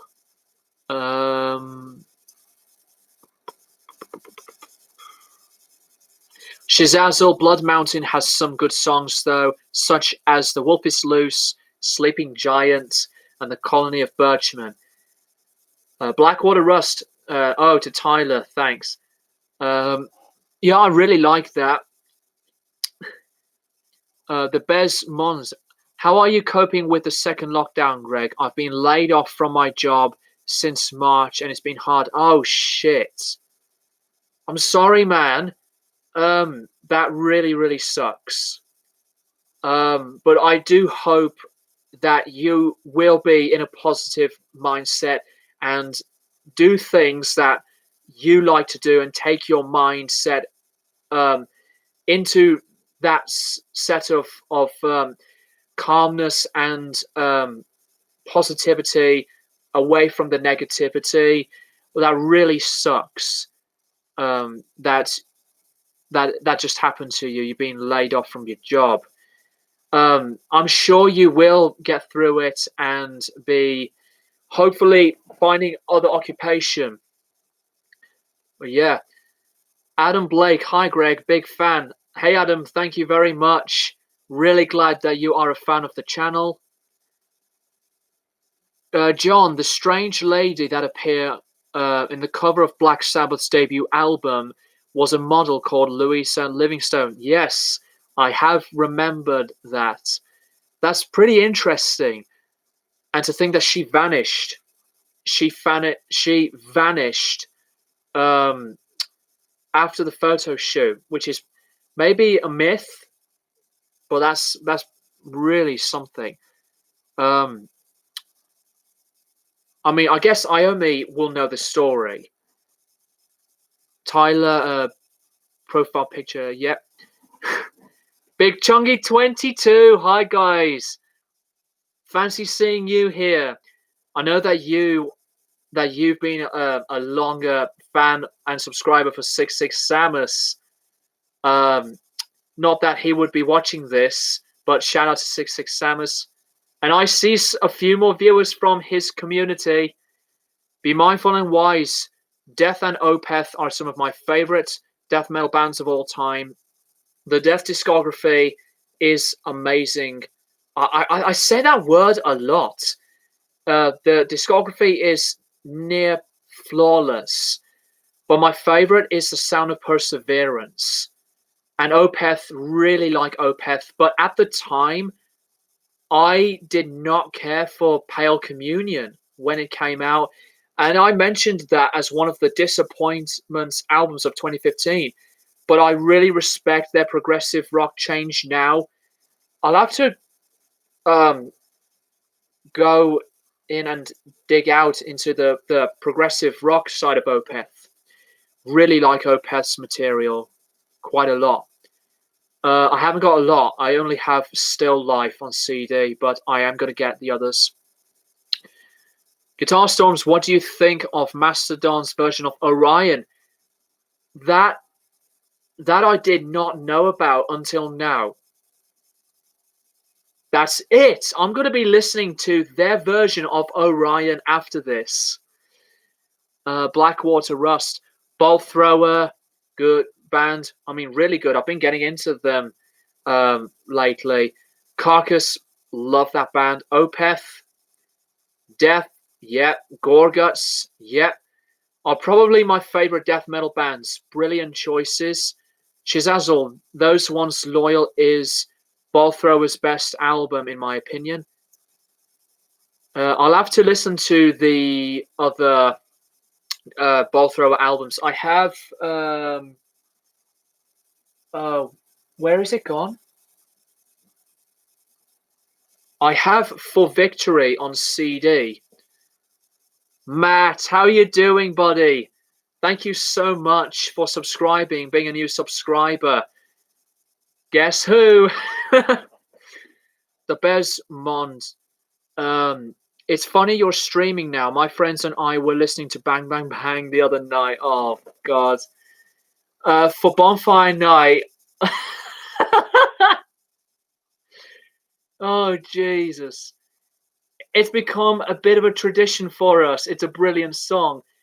Come to think of it, I'm actually going to be making a video talking about the song, because in late November for this year, that song will be 10 years old. And I can't believe it's still here. There was a part of me that thought, like, I want to put it on private, because of, how many comments, like what people are going to react to it, and so all the dislikes and all that. But I just decided to put it back on public since I don't know when, a few years ago. Maybe just for nostalgia reasons, and that people like it. And I'm really surprised it's still got quite a lot of attention. I was 15 when I made that. Guitar Storms, keep that in mind. In a really good place. Don't let dark days stop your light shining, guys. Yep, exactly that, man. The best one. Thanks a lot, mate. Will do. Anytime. Good to hear that you're gonna get through the positives. Blackwater Rust. I really enjoy every Ball Thrower album, but those ones, Loyal, is great. John, do you think that Elvis's Manager biopic will flop at the box office next year in November? I didn't know that there's a biopic movie of Elvis. I didn't know that. I have not heard any news about it. But since I love the King, I need to check that out.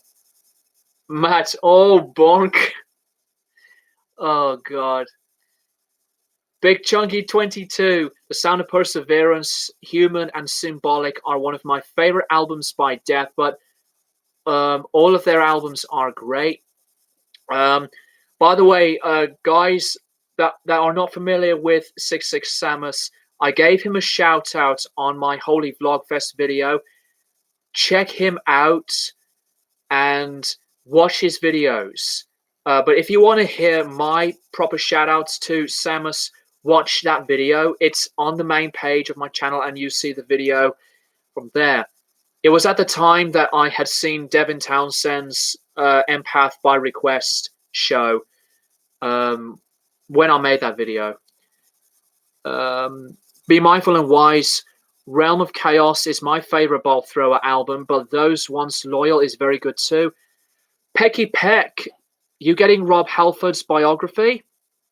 I don't really think so, man. I like biographies that appeal to me, but like I said earlier, I'm not really a big reader. He mentions loving Wishbone Ash in the book and KK Downing purchasing a Flying V because Andy Powell played one. That's brilliant. Zach D Productions. What's going on, man? Hope you're doing good. And I really enjoy Jamie's video of him with you on the band versus band video. That was fun to watch. I liked it. Some surprising answers, but it's all down to a good amount of opinions. No props. Thank you, Matt. Blackwater Rust. It's between Human and The Sound of Perseverance are my favorite Death albums. Even their worst is better, excuse me, than most bands' best. They've never made a record that I don't like. I remember my least favorite um, was Spiritual Healing. That's a very good one, but I have not listened back to their discography for a long time, which I need to come back to. Um, but yeah, love hearing the band. Zach D Productions was watching some of your reviews recently. It's interesting that the X Factor is your favorite Maiden album. I am glad to see someone give that album some love, though. That's exactly what I wanted to do. The X Factor was my most played Maiden album. It was at that time that I was reviewing their discography. I mean, I've played that album at least, you know, more than 10 times before I started reviewing it. Um, I know you were not here earlier, but I say that it's my favorite, but it's not the best Maiden album. But for the best, it would still for me have to go to Power Slave. Um, Shizazel. But yeah, I love the X Factor, Zach. The Sound of Perseverance is their best one, in my opinion, and those lyrics on that album are very well thought out. It's still a classic record. Guitar Storm's Kentucky Rain by Elvis. Check out that bass line. I have heard a lot of the Elvis tracks. Really good one, Kentucky Rain. Zach D Productions, Symbolic, Human, and Individual Thought Patterns are my favorite Death albums. I love Symbolic. Human is excellent. Individual Thought Patterns was very good as well. Be Mindful and Wise, Spiritual Healing is my favorite Death album. It's the perfect transition from the pure death metal of SBG and Leprosy to their most progressive death metal era. Awesome choice. Yeah. Shizazel, Scream Bloody Gore is a classic though, along with Spiritual Healing. Big Chunky 22, Zombie Ritual is awesome. Very good opening guitar lick. Shizazel, the beginning of Evil Dead and Sacrificial are brutal. John, director Baz Luhrmann is making the biopic. This director made Moulin Rouge and Romeo and Juliet. Sounds like a good thing to me. I hope that we'll get to see the new James Bond film in the better state as well. Zach D Productions, glad you liked it, man. Stay tuned for another collab with him on my channel. Awesome.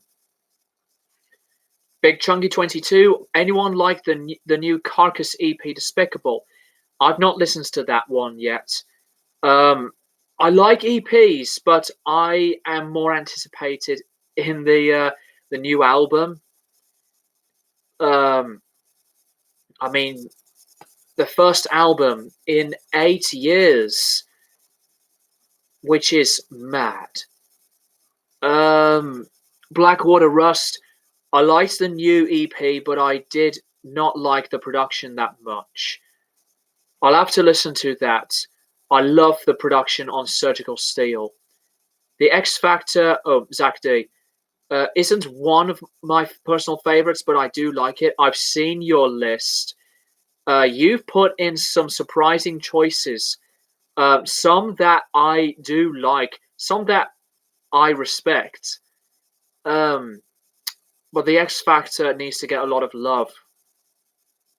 And, a fuck you to the Blaze haters. Shizazel, I've been meaning to check that EP out for some time. Now that you've mentioned it, I'm going to check it out later tonight, hopefully. Big Chunky 22, can't wait for the new Carcass album. Same here.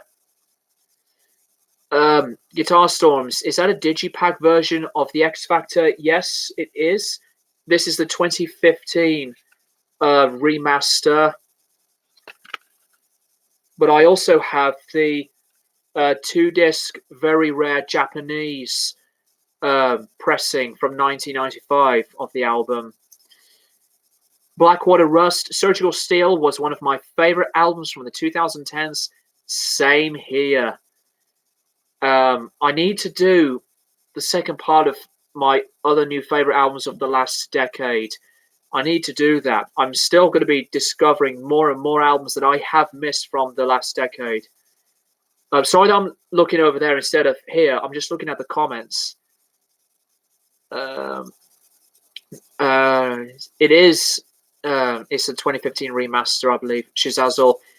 Big Chunky 22. Surgical Steel was great. Be Mindful and Wise. Surgical Steel was amazing. I can't wait for the upcoming Carcass album since their new EP was excellent. John R.I.P. Sean Connery.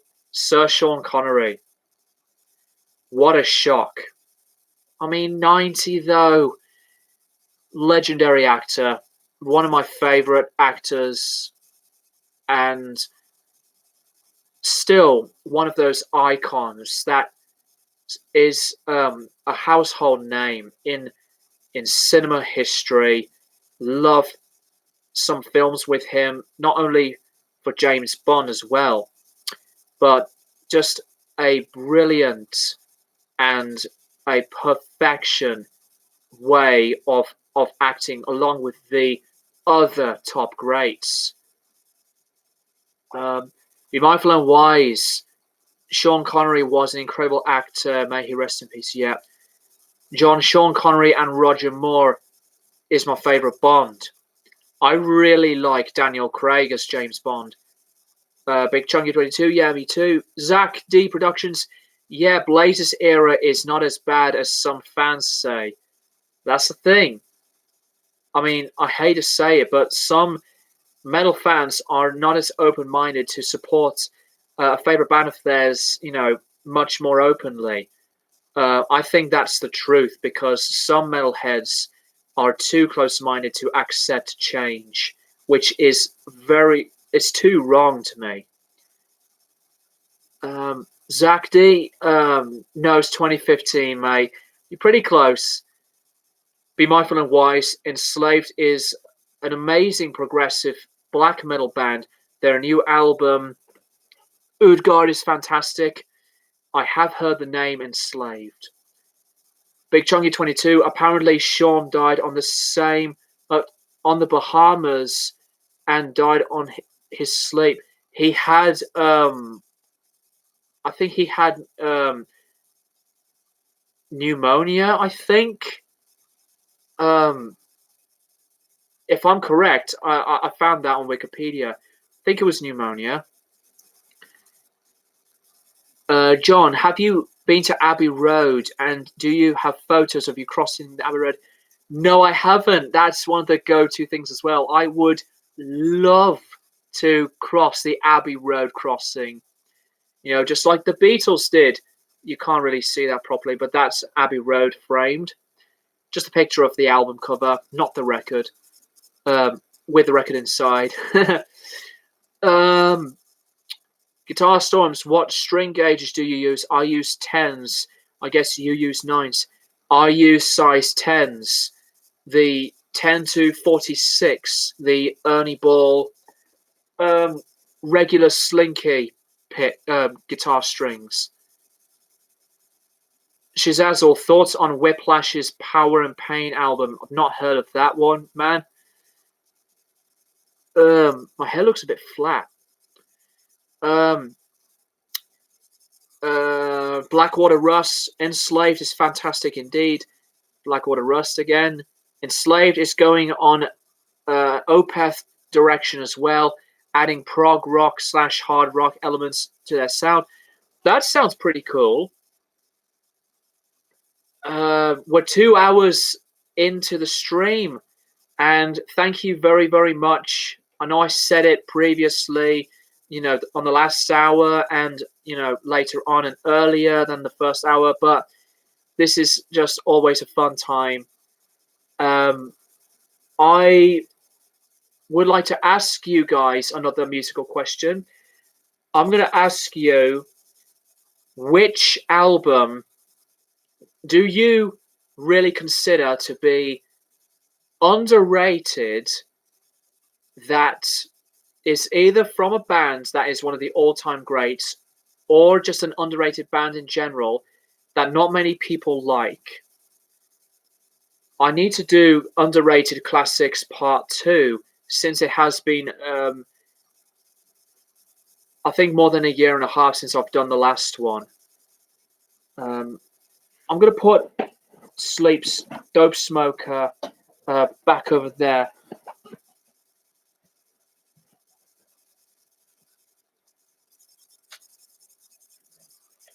Oh, excuse me. Ooh, I still need to get Dope Smoker on vinyl. Love this album cover. I think this album cover just uh, takes you into the sound that it delivers. It just draws you in. Like, you let the music do the talking, and the music makes you focus. Dope Smoker. I think I've played that one a bit much as well. Not 10 times though, because it's 1 hour. Um, Be Mindful and Wise. Emperor is my favorite black metal band of all time. Awesome. My favorite black metal band for now is Dark Throne. Zach D Productions. Hey, are you into Genesis at all? I thought of giving them a chance. I have done a ranking of their discography, though I have said that I will be reviewing each Genesis album. But I think that you will love the Peter Gabriel era of Genesis the most. I like some of the Phil Collins poppy Genesis era a lot too. Sorry, I was looking at some of the later comments. John, Chris Cornell, no, sorry, Guitar Storms, score album by Phil Anselmo. John, Chris Cornell singing You Know My Name in James Bond Casino Royale film is amazing. Yes, it is. That's still my favorite Bond film. I mean, that was really the first one I've ever watched and loved. Loved that film so much. Blackwater Rust, underrated album to me. Grace Under Pressure by Rush. That one's surprising because some people love that album. Yes, it's very new wavy, but poppy rocky, but I think that's one of their best albums. Really like the production, but it's still a very good pick. Shizazel, I enjoyed Risk by Megadeth. Big Chunky 22, I've got an underrated album. In my opinion, it's Words from the Exit Wound by Napalm Death. Guitar Storms, Born Again by Black Sabbath. Born Again, I will say that I respect the album, but I don't like it as much as many people say that it is. I like it now, but I just don't get it that people say it's a classic. There are some songs that I really like a lot, but a few that I just don't like. And I know the production is the main issue, all bitchy on it, but I just hated it. But I like the album nonetheless. Guitar Storms, Born Again, yeah, I think Born Again is very respectable to me. Blackwater Rust, Grace Under Pressure is a masterpiece to me. I would put it up there with Moving Pictures and Hemispheres. Really good one. That's one of my favorite Rush albums, but not in my top 5. But it's in the top 10. Shazazel, Born Again, and Forbidden are also good albums. Forbidden gets so much shit. It just gets so much crap. It's not that bad. And I've seen like one review or two saying that the album's garbage. And I sometimes have to think to myself, like, I know it's your opinion, but like, why do you hate it for the most obvious reason or any other reason? Maybe it's just hated mostly because of the illusion of power or other things. Like the production, yes, that's an issue for me. But I gotta say that the album was a grower, but it's still my now least favorite Black Sabbath album. The Illusion of Power I still don't like, but I like some of the later tracks. Um, but if you want to see my review on Forbidden and every other Black Sabbath album, please check them out. Um, John, Grease album, just kidding. uh, Grease. Zach, yeah, because I love prog rock and prog rock like Yes and Rush. Don't know why I had a brain fart there. Love Yes. I love Yes that they are one of my top three progressive rock bands of all time. Shizazel, I keep adding to my underrated albums, but I would like to add Amon Amarth's Jomsviking. That is such a great album, and I don't understand why people hate on it. I don't think Amon Amarth have made a discography with, one or two albums that are mediocre. A lot of them are really good, but the discography Amon Amarth is just, you know, to me, near perfection. I love Twilight of the Thunder God and with Odin on our side the most. Um, Be Mindful and Wise, Grace Under Pressure is actually one of my favorite Rush albums. The whole 80s era from Rush is underrated. I actually agree. There were some 80s albums that are not as well respected enough, especially like with some King Crimson, for example. I really enjoy Beat a lot. That's one of my favorites. Three of a Perfect Pair is good too. Discipline. Um, Shizazel. Well, yeah, Rush's 80s peak of the discography needs to be, looked after better with a better amount of response and comments. Shizazel, no, sorry, Be Mindful and Wise. Um, yeah, sorry, I'm just looking back at some of the comments. I'm getting a bit mixed up. Sorry. Zach, oh yeah, and thanks to your re-review of 13 by Black Sabbath, I gave the album another chance, and I really like it. Not that I hated it at first, but I thought it was just okay.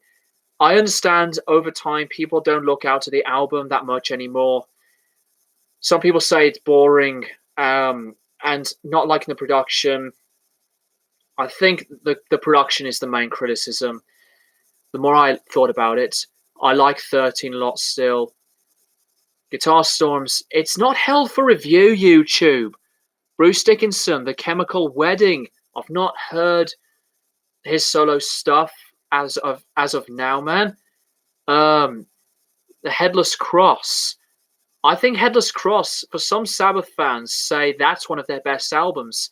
I don't think it is, but there were some stellar songs on there. I like how very dark and doomy the sound of the album was. It has some of my favorite Tony Iommi, Tony Martin, Black Sabbath era songs. I think Headless Cross is very good, but it's never in my top 10. John, your favorite band you like and you now hate it? I'll have to say it's Bullet for My Valentine. Bullet for My Valentine really liked their discography. Heck, I even own the first three albums. Temper Temper, still hate that album. Venom, I did like. Gravity, no, they've lost me again, and it was a shame. I had seen them live too, and they were um just so brilliant. I gave up on them after Gravity. Um, Blackwater Rust, Tony Martin era of Black Sabbath is really underrated. Mostly, that era of Black Sabbath is one of the um, most unfairly underrated discography peaks in a band's discography. The Tony Martin era of Black Sabbath, in my opinion, is one of the best eras from any band. I love The Eternal Idol and Tia, um, and even Cross Purposes. I do like Forbidden. Headless Cross, I said, is really good. But to me, The Eternal Idol and Tia are the best Tony Martin Black Sabbath albums. Um, Guitar Storm's Ship Arriving Too Late to Save a Drowning Witch, a Frank Zappa album. Not heard of that one yet, mate. Um, but his discography has just been completely massive, so huge. It's sometimes impossible, but I will listen to all of his studio albums, solo albums. Shizazel Illusion of Power to me is one of the highlight tracks from that album.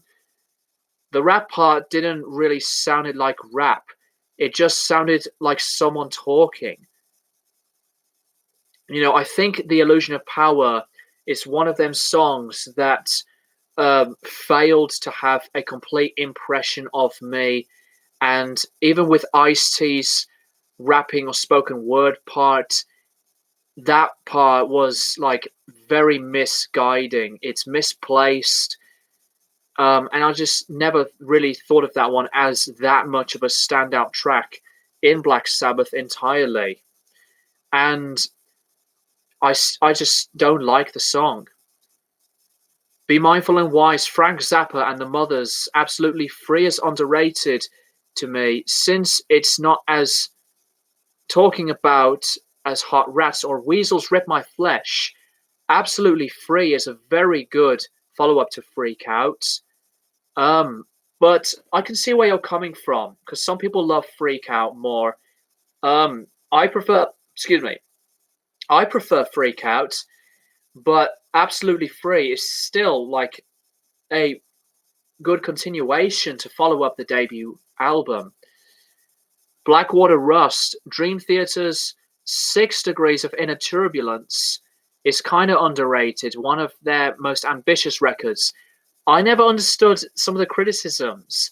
Yes, there were some moments from that album that sound jolly, but I think it works out. The production was sublime, and I love a lot of the stuff on there. With some of James LeBrie's best vocals, in my opinion. Zach D. Productions. I would like to collect all Sabbath's albums eventually, but it's a shame that a lot of them are crazy expensive on eBay. The Tony Martin ones are, mate. I mean, when I had bought some of the Tony Martin Sabbath albums on CD, they were not cheap. I have some of them on original vinyl, not cheap. So good luck with that. Zach D Productions, Ozzy's era of the 70s will always be the most superior to me. I think the Ozzy era is the best peak for Sabbath, but I love the Dio era. But I think if I have to pick the best, like, if I have to listen to one era for Black Sabbath, it'll have to still be the Ozzy Osbourne era. I mean, you can't miss out some of the other really different, unique, and the progressiveness on stellar albums like Sabotage, and to some rawness of Volume 4. And I really like Technical Ecstasy, Sabbath Bloody Sabbath with some of their darker, heavier roots of music. I think the first 8 Sabbath albums are all, well, most of them are strong in their own right, but Dio's era for Sabbath, spot on stuff. John, did Queen recorded all Flash Gordon songs without the actors' voices in the movie? Wish the Flash Gordon soundtrack didn't have the actors talking.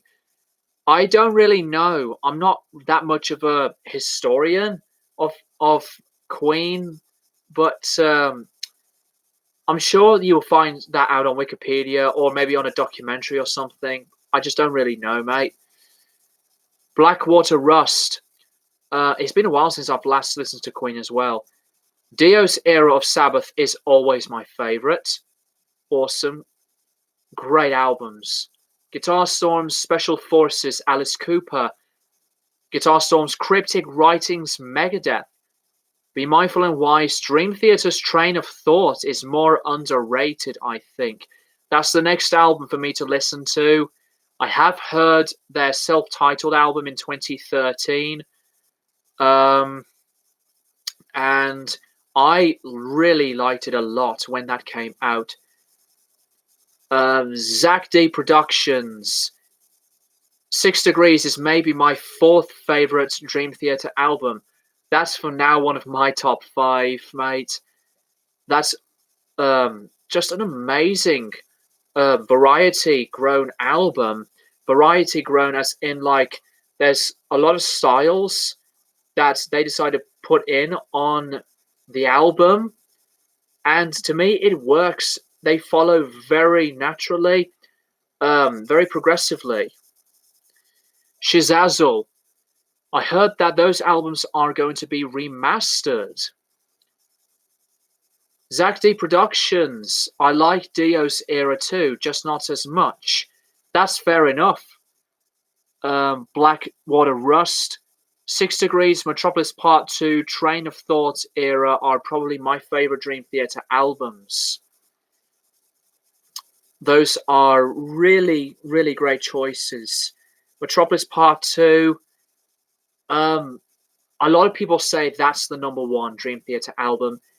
In my opinion, it is not in the top 3 for now, but I love the songwriting, the production.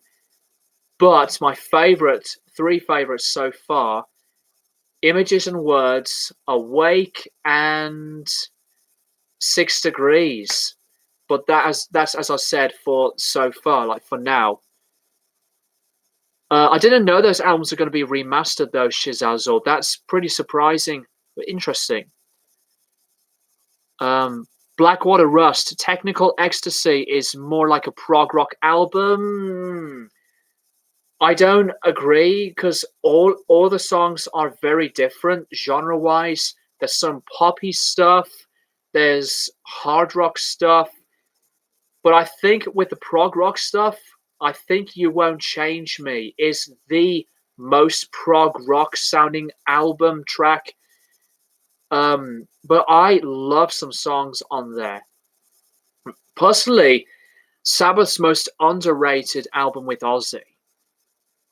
John, the songs in Jesus Christ Superstar 1973, is it rock or disco before the movie Ian Gillan from Deep Purple was Jesus Christ?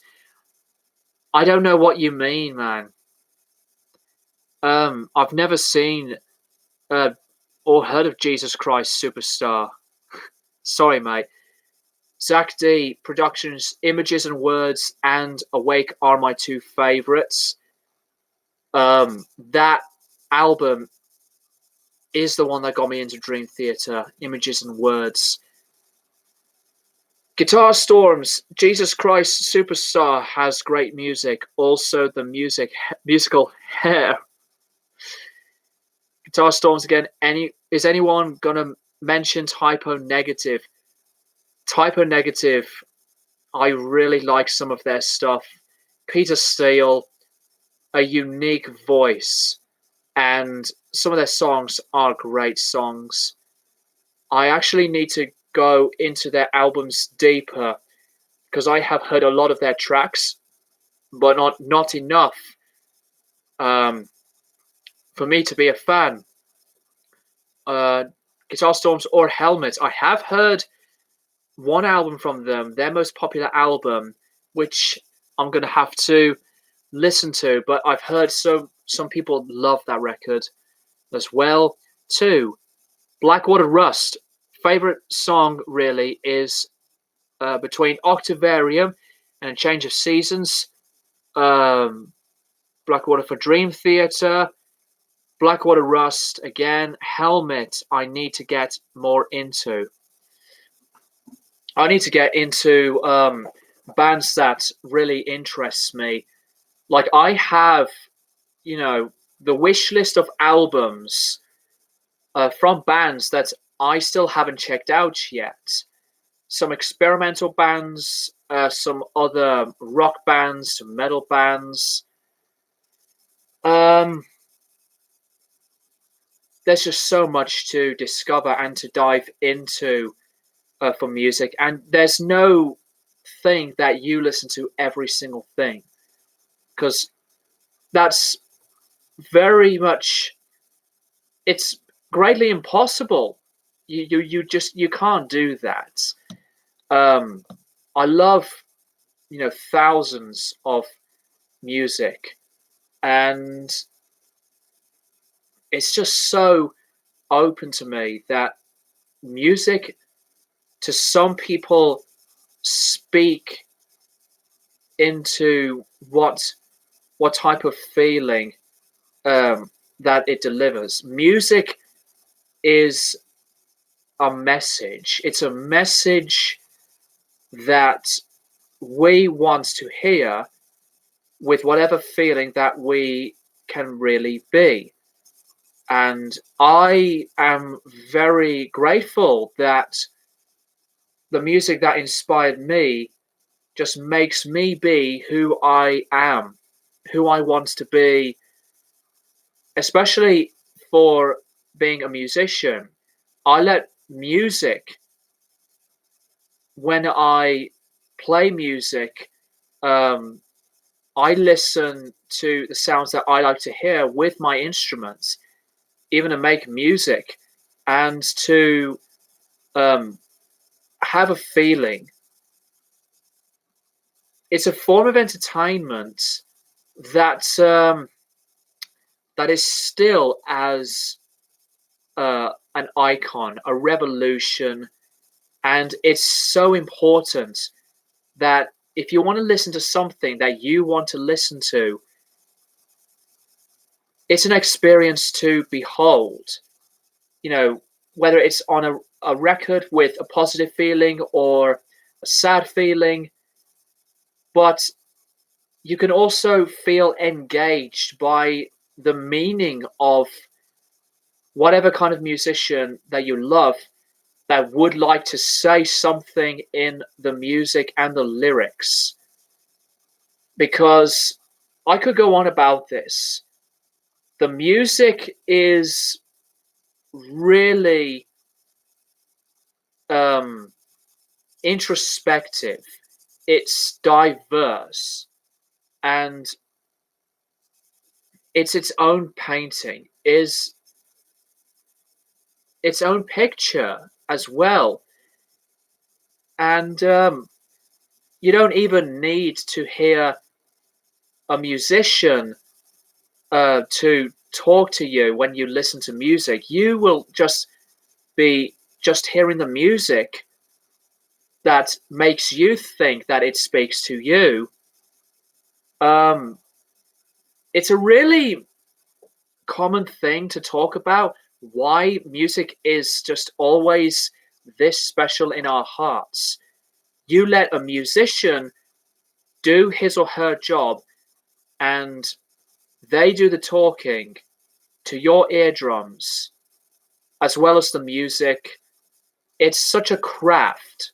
It's a craft that I am very happy to be going through the biggest part of my life with, and it's a change of the way you think things, the way you listen to other people, the way you listen to how a musician describes or builds things into this form of art.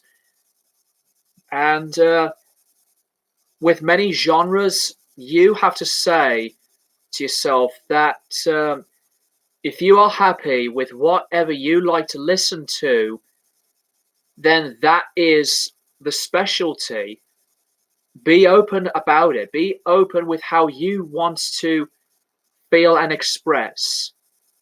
And when I make music or play music, even if it's just on random curiosity, is is it to you as well another language? Because it is to me. It's another language that is that is unknown. I mean that in a way that the genre of music that you like and to listen to from a country, it's a separate language as well as the people that are speaking in a language. You see where I'm going with this? It's pretty complex to say, but I truly do feel and love to be this passionate and really reflective about what I like to listen to.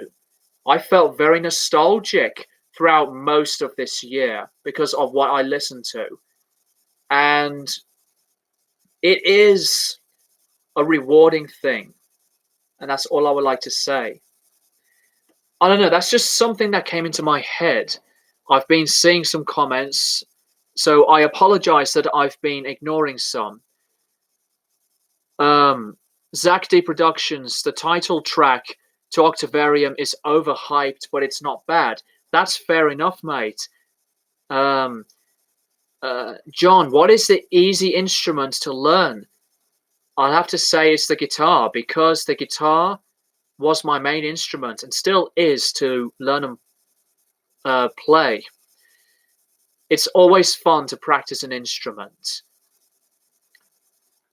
Like every other musician says that, but it's the truth. You explore notes. You explore notes across the fretboard and find new modes, find scales, and you have your own craft.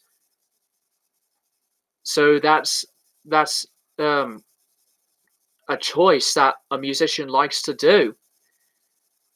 Blackwater Rust, Fate's Warning is one of those bands I have really tried get into. They are a good band. I have heard of the name, um, but like I said, well, for other bands that I've not heard of, I have to check them out. Um, Guitar Storms, don't mention that Lou Reed record, man. Machine or something, can't remember. It's like white noise. It's funny you will say that.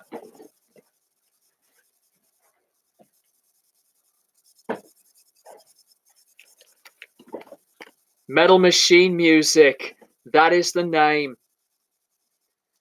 I have made a video on an album called An Album I Used to Dislike That I Now Love. And you'll see the answer. But yeah, love this album. I know that some people really hate this. Some people always say this is one of the worst albums of all time ever made. And it still gets divided attention. But yeah, that's that.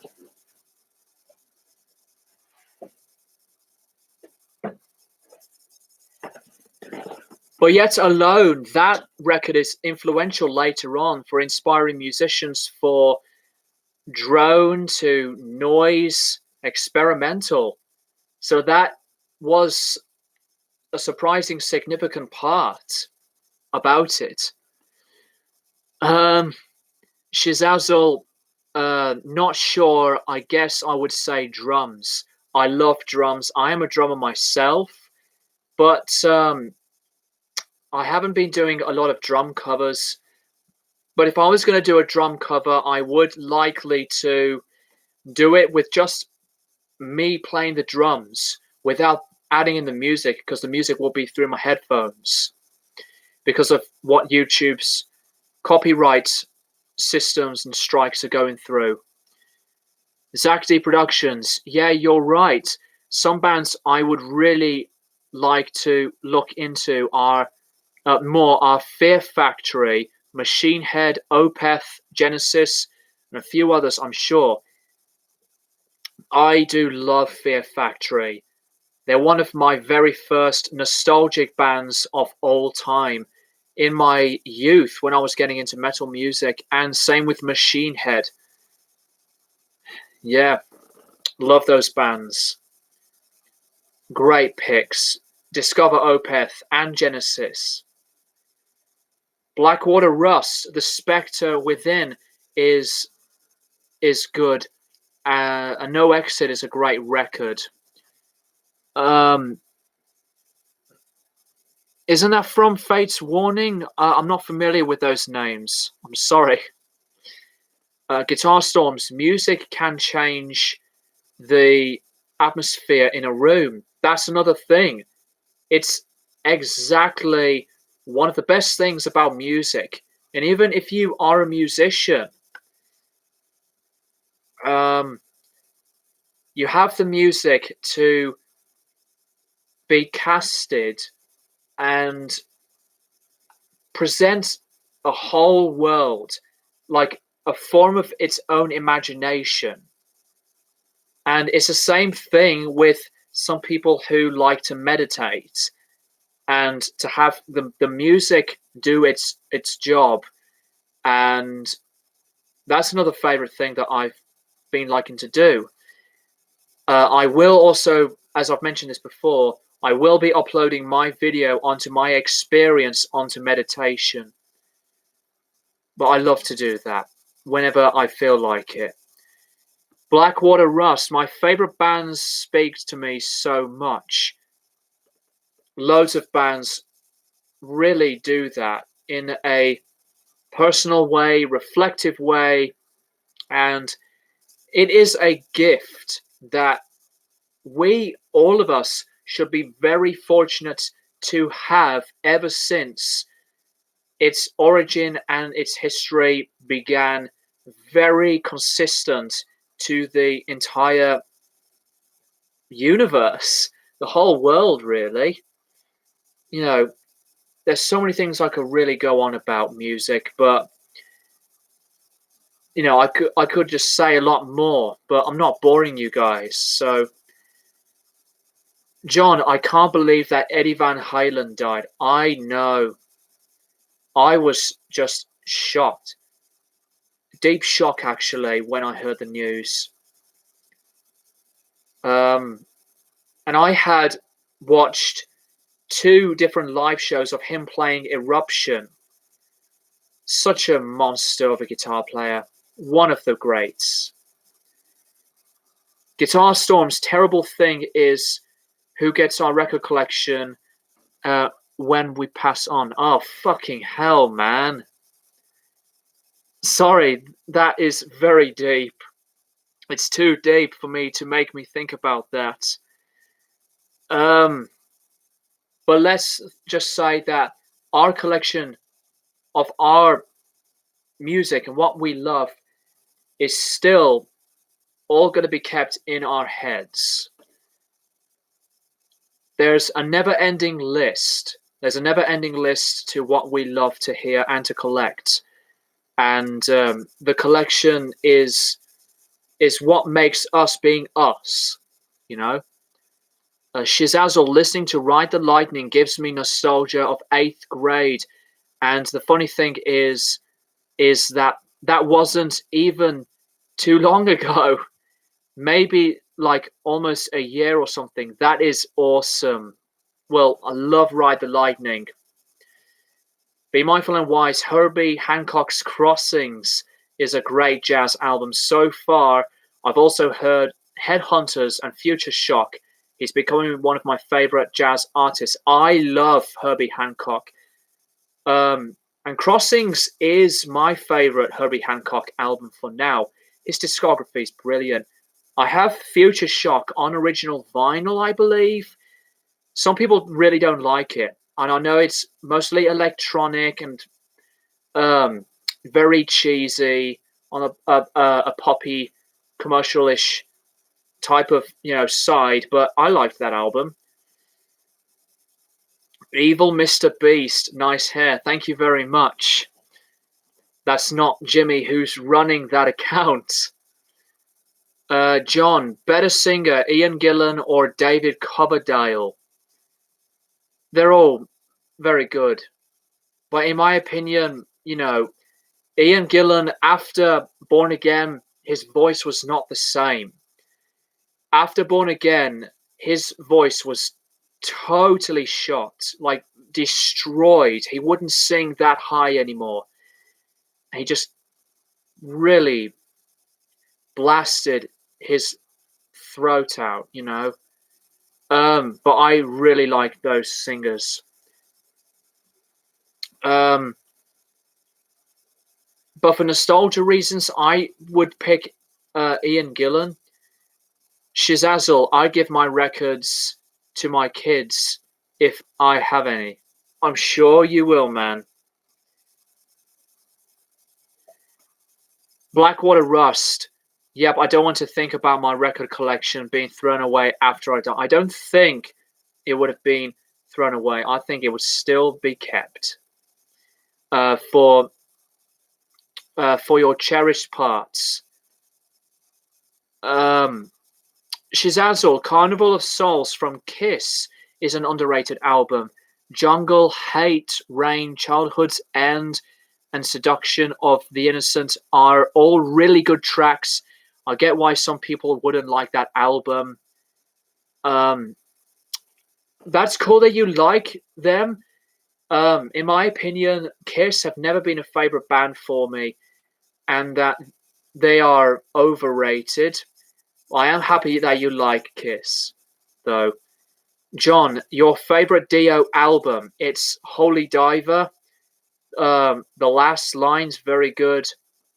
Some people get critical on some of the later albums, which I just don't understand. But I have to get into the I'll have to get into the later stuff of his works. Be Mindful and Wise, Kiss is overrated in my opinion. Yeah. Blackwater Rust, I can't get into Kiss at all. Guitar Storms, sorry to upset you, pal. You didn't, mate. You didn't. I always worry about my records when I pass on. I already told family, make sure you put my MP3 player on and a guitar in the coffin when I go. It's something that it's something that difficult that just happens in just in a random amount of conversation involving stuff like that. I personally just don't really get comfortable, and that I have heavy worries about just the whole mortality thing. Shizazel, I would want Voice of the Soul to be played at my funeral. Also, Into the Dead Sky from At the Gates could be played. Voice of the Soul, one of my favorite songs, one of my favorite instrumentals. Blackwater Rust, Paul's vocals was kind of sorry, didn't know what I said was kind of annoy me, and I can't stand Gene Simmons. I don't mind Paul Di'Anno's vocals. I really like his vocals on the first two Maiden albums, and Killers being an improvement on his vocals, but the first Maiden album is more of the favorite. I can't stand Gene Simmons either, mate. no problem to those that like him. John, do you like Velvet Revolver? I like Velvet Revolver. Very underrated, though I have heard of them at the time when they were breaking out with success. Seeing the music videos like Slither, for example. Um, uh, oh, sorry, Paul Stanley. Yeah, sorry, I'm not. I'm just not into Kiss at all. Now I've looked at Shizazel's comment. Um, Guitar Storms. I seen Dio play all of Holy Diver in 2005. It was a special moment for me. Really great. That must have been such an experience. I think I'm going to ask you guys one last question. This is the longest stream I've done so far, close to 3 hours. I would like to say, which album do you consider to be one of the top best produced albums of all time? Like, you could put it in the top 3, either or. So there's so many great production on loads of these records that presents the records in their own identity. Also, be mindful and wise. I will, after all, be doing a video, well, to upload a video from an old re-recording around that time of the new Rolling Stone magazine's list of the 500 greatest albums of all time. John, Adam and the Ants are awful in my opinion. Blackwater Rust, I like Lou Reed's solo career more, except Metal Machine music. I love some Lou Reed albums. My favorite Lou Reed albums, besides Metal Machine music, are Berlin, Coney Island Baby, and Ecstasy. I really like his solo discography, though I am still more of a fan of the Velvet Underground. Guitar Storms, I apologize again. Didn't mean to make you guys think of dying. I was uplifting who will carry the torch of so much music we love. We'll carry our torches as well with our love for music. You don't need to apologize. I think we're all here being in a really good state of mind and positivity that this stream definitely deserves. And it's okay to feel your emotions on whatever is in your head. Not even if it's on music, something personal, something that is like an escape. If you really want to go into a comfortable mindset and position to move away from some things that have been negative and affect you and in the way, we're all just human. We are human, just being us. Be mindful and wise. Lou Reed's solo career is fantastic. Berlin, Transformer, and Coney Island Baby are are my favorites. Transformer is one of my favorites, but I think it's Lou's most overrated album. It's still really good. Shizazel, I thought it was an interesting topic, mentioning death and everything. It is, yeah, but it's just the whole death and mortality thing. That's like one of my the weaknesses and the worries, but everything else, I am all in a really good state, as well as you guys. Blackwater Rust, Berlin is a great album. That's one of the most depressing and darkest albums that I've ever listened to and have discovered.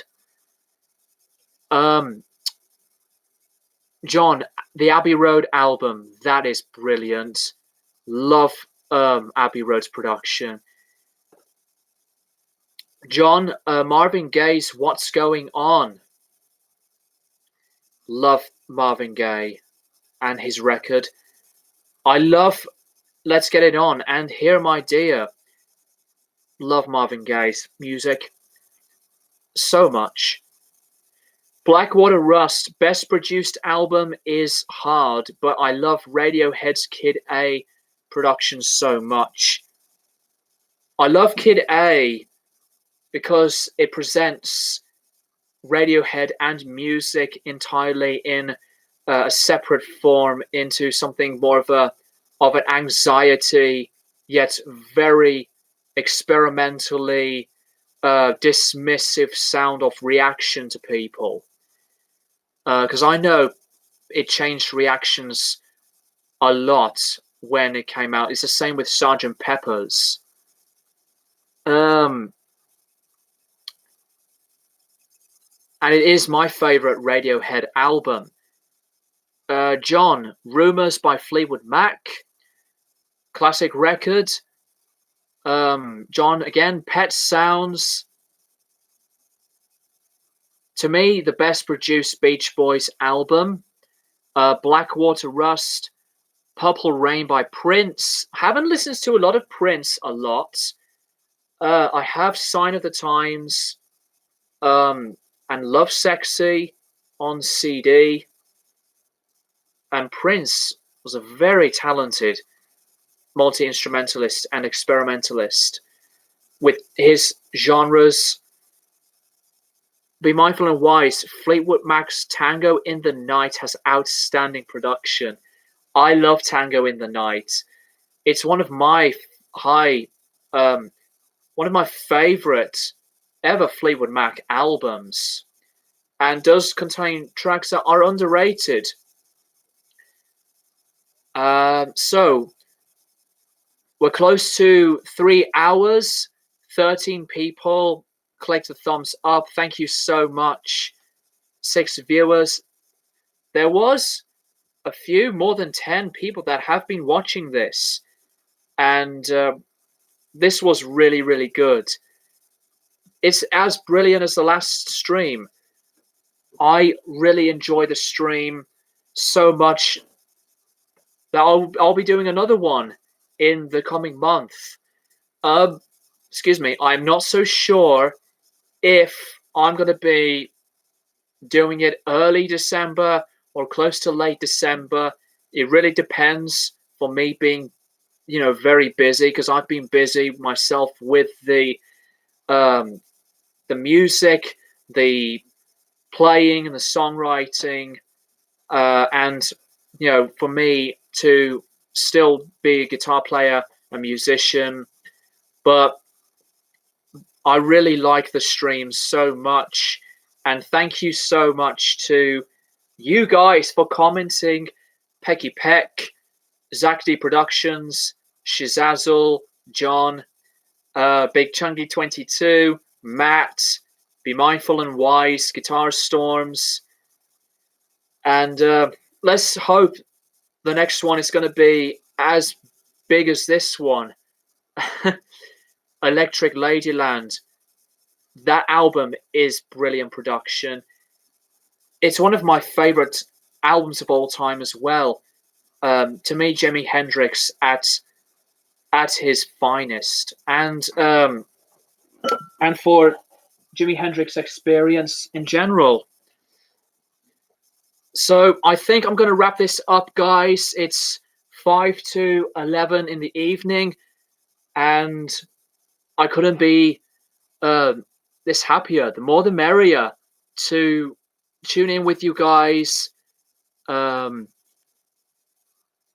Guitar Storms, thank you all, guys, for some great content. And to you, Mr.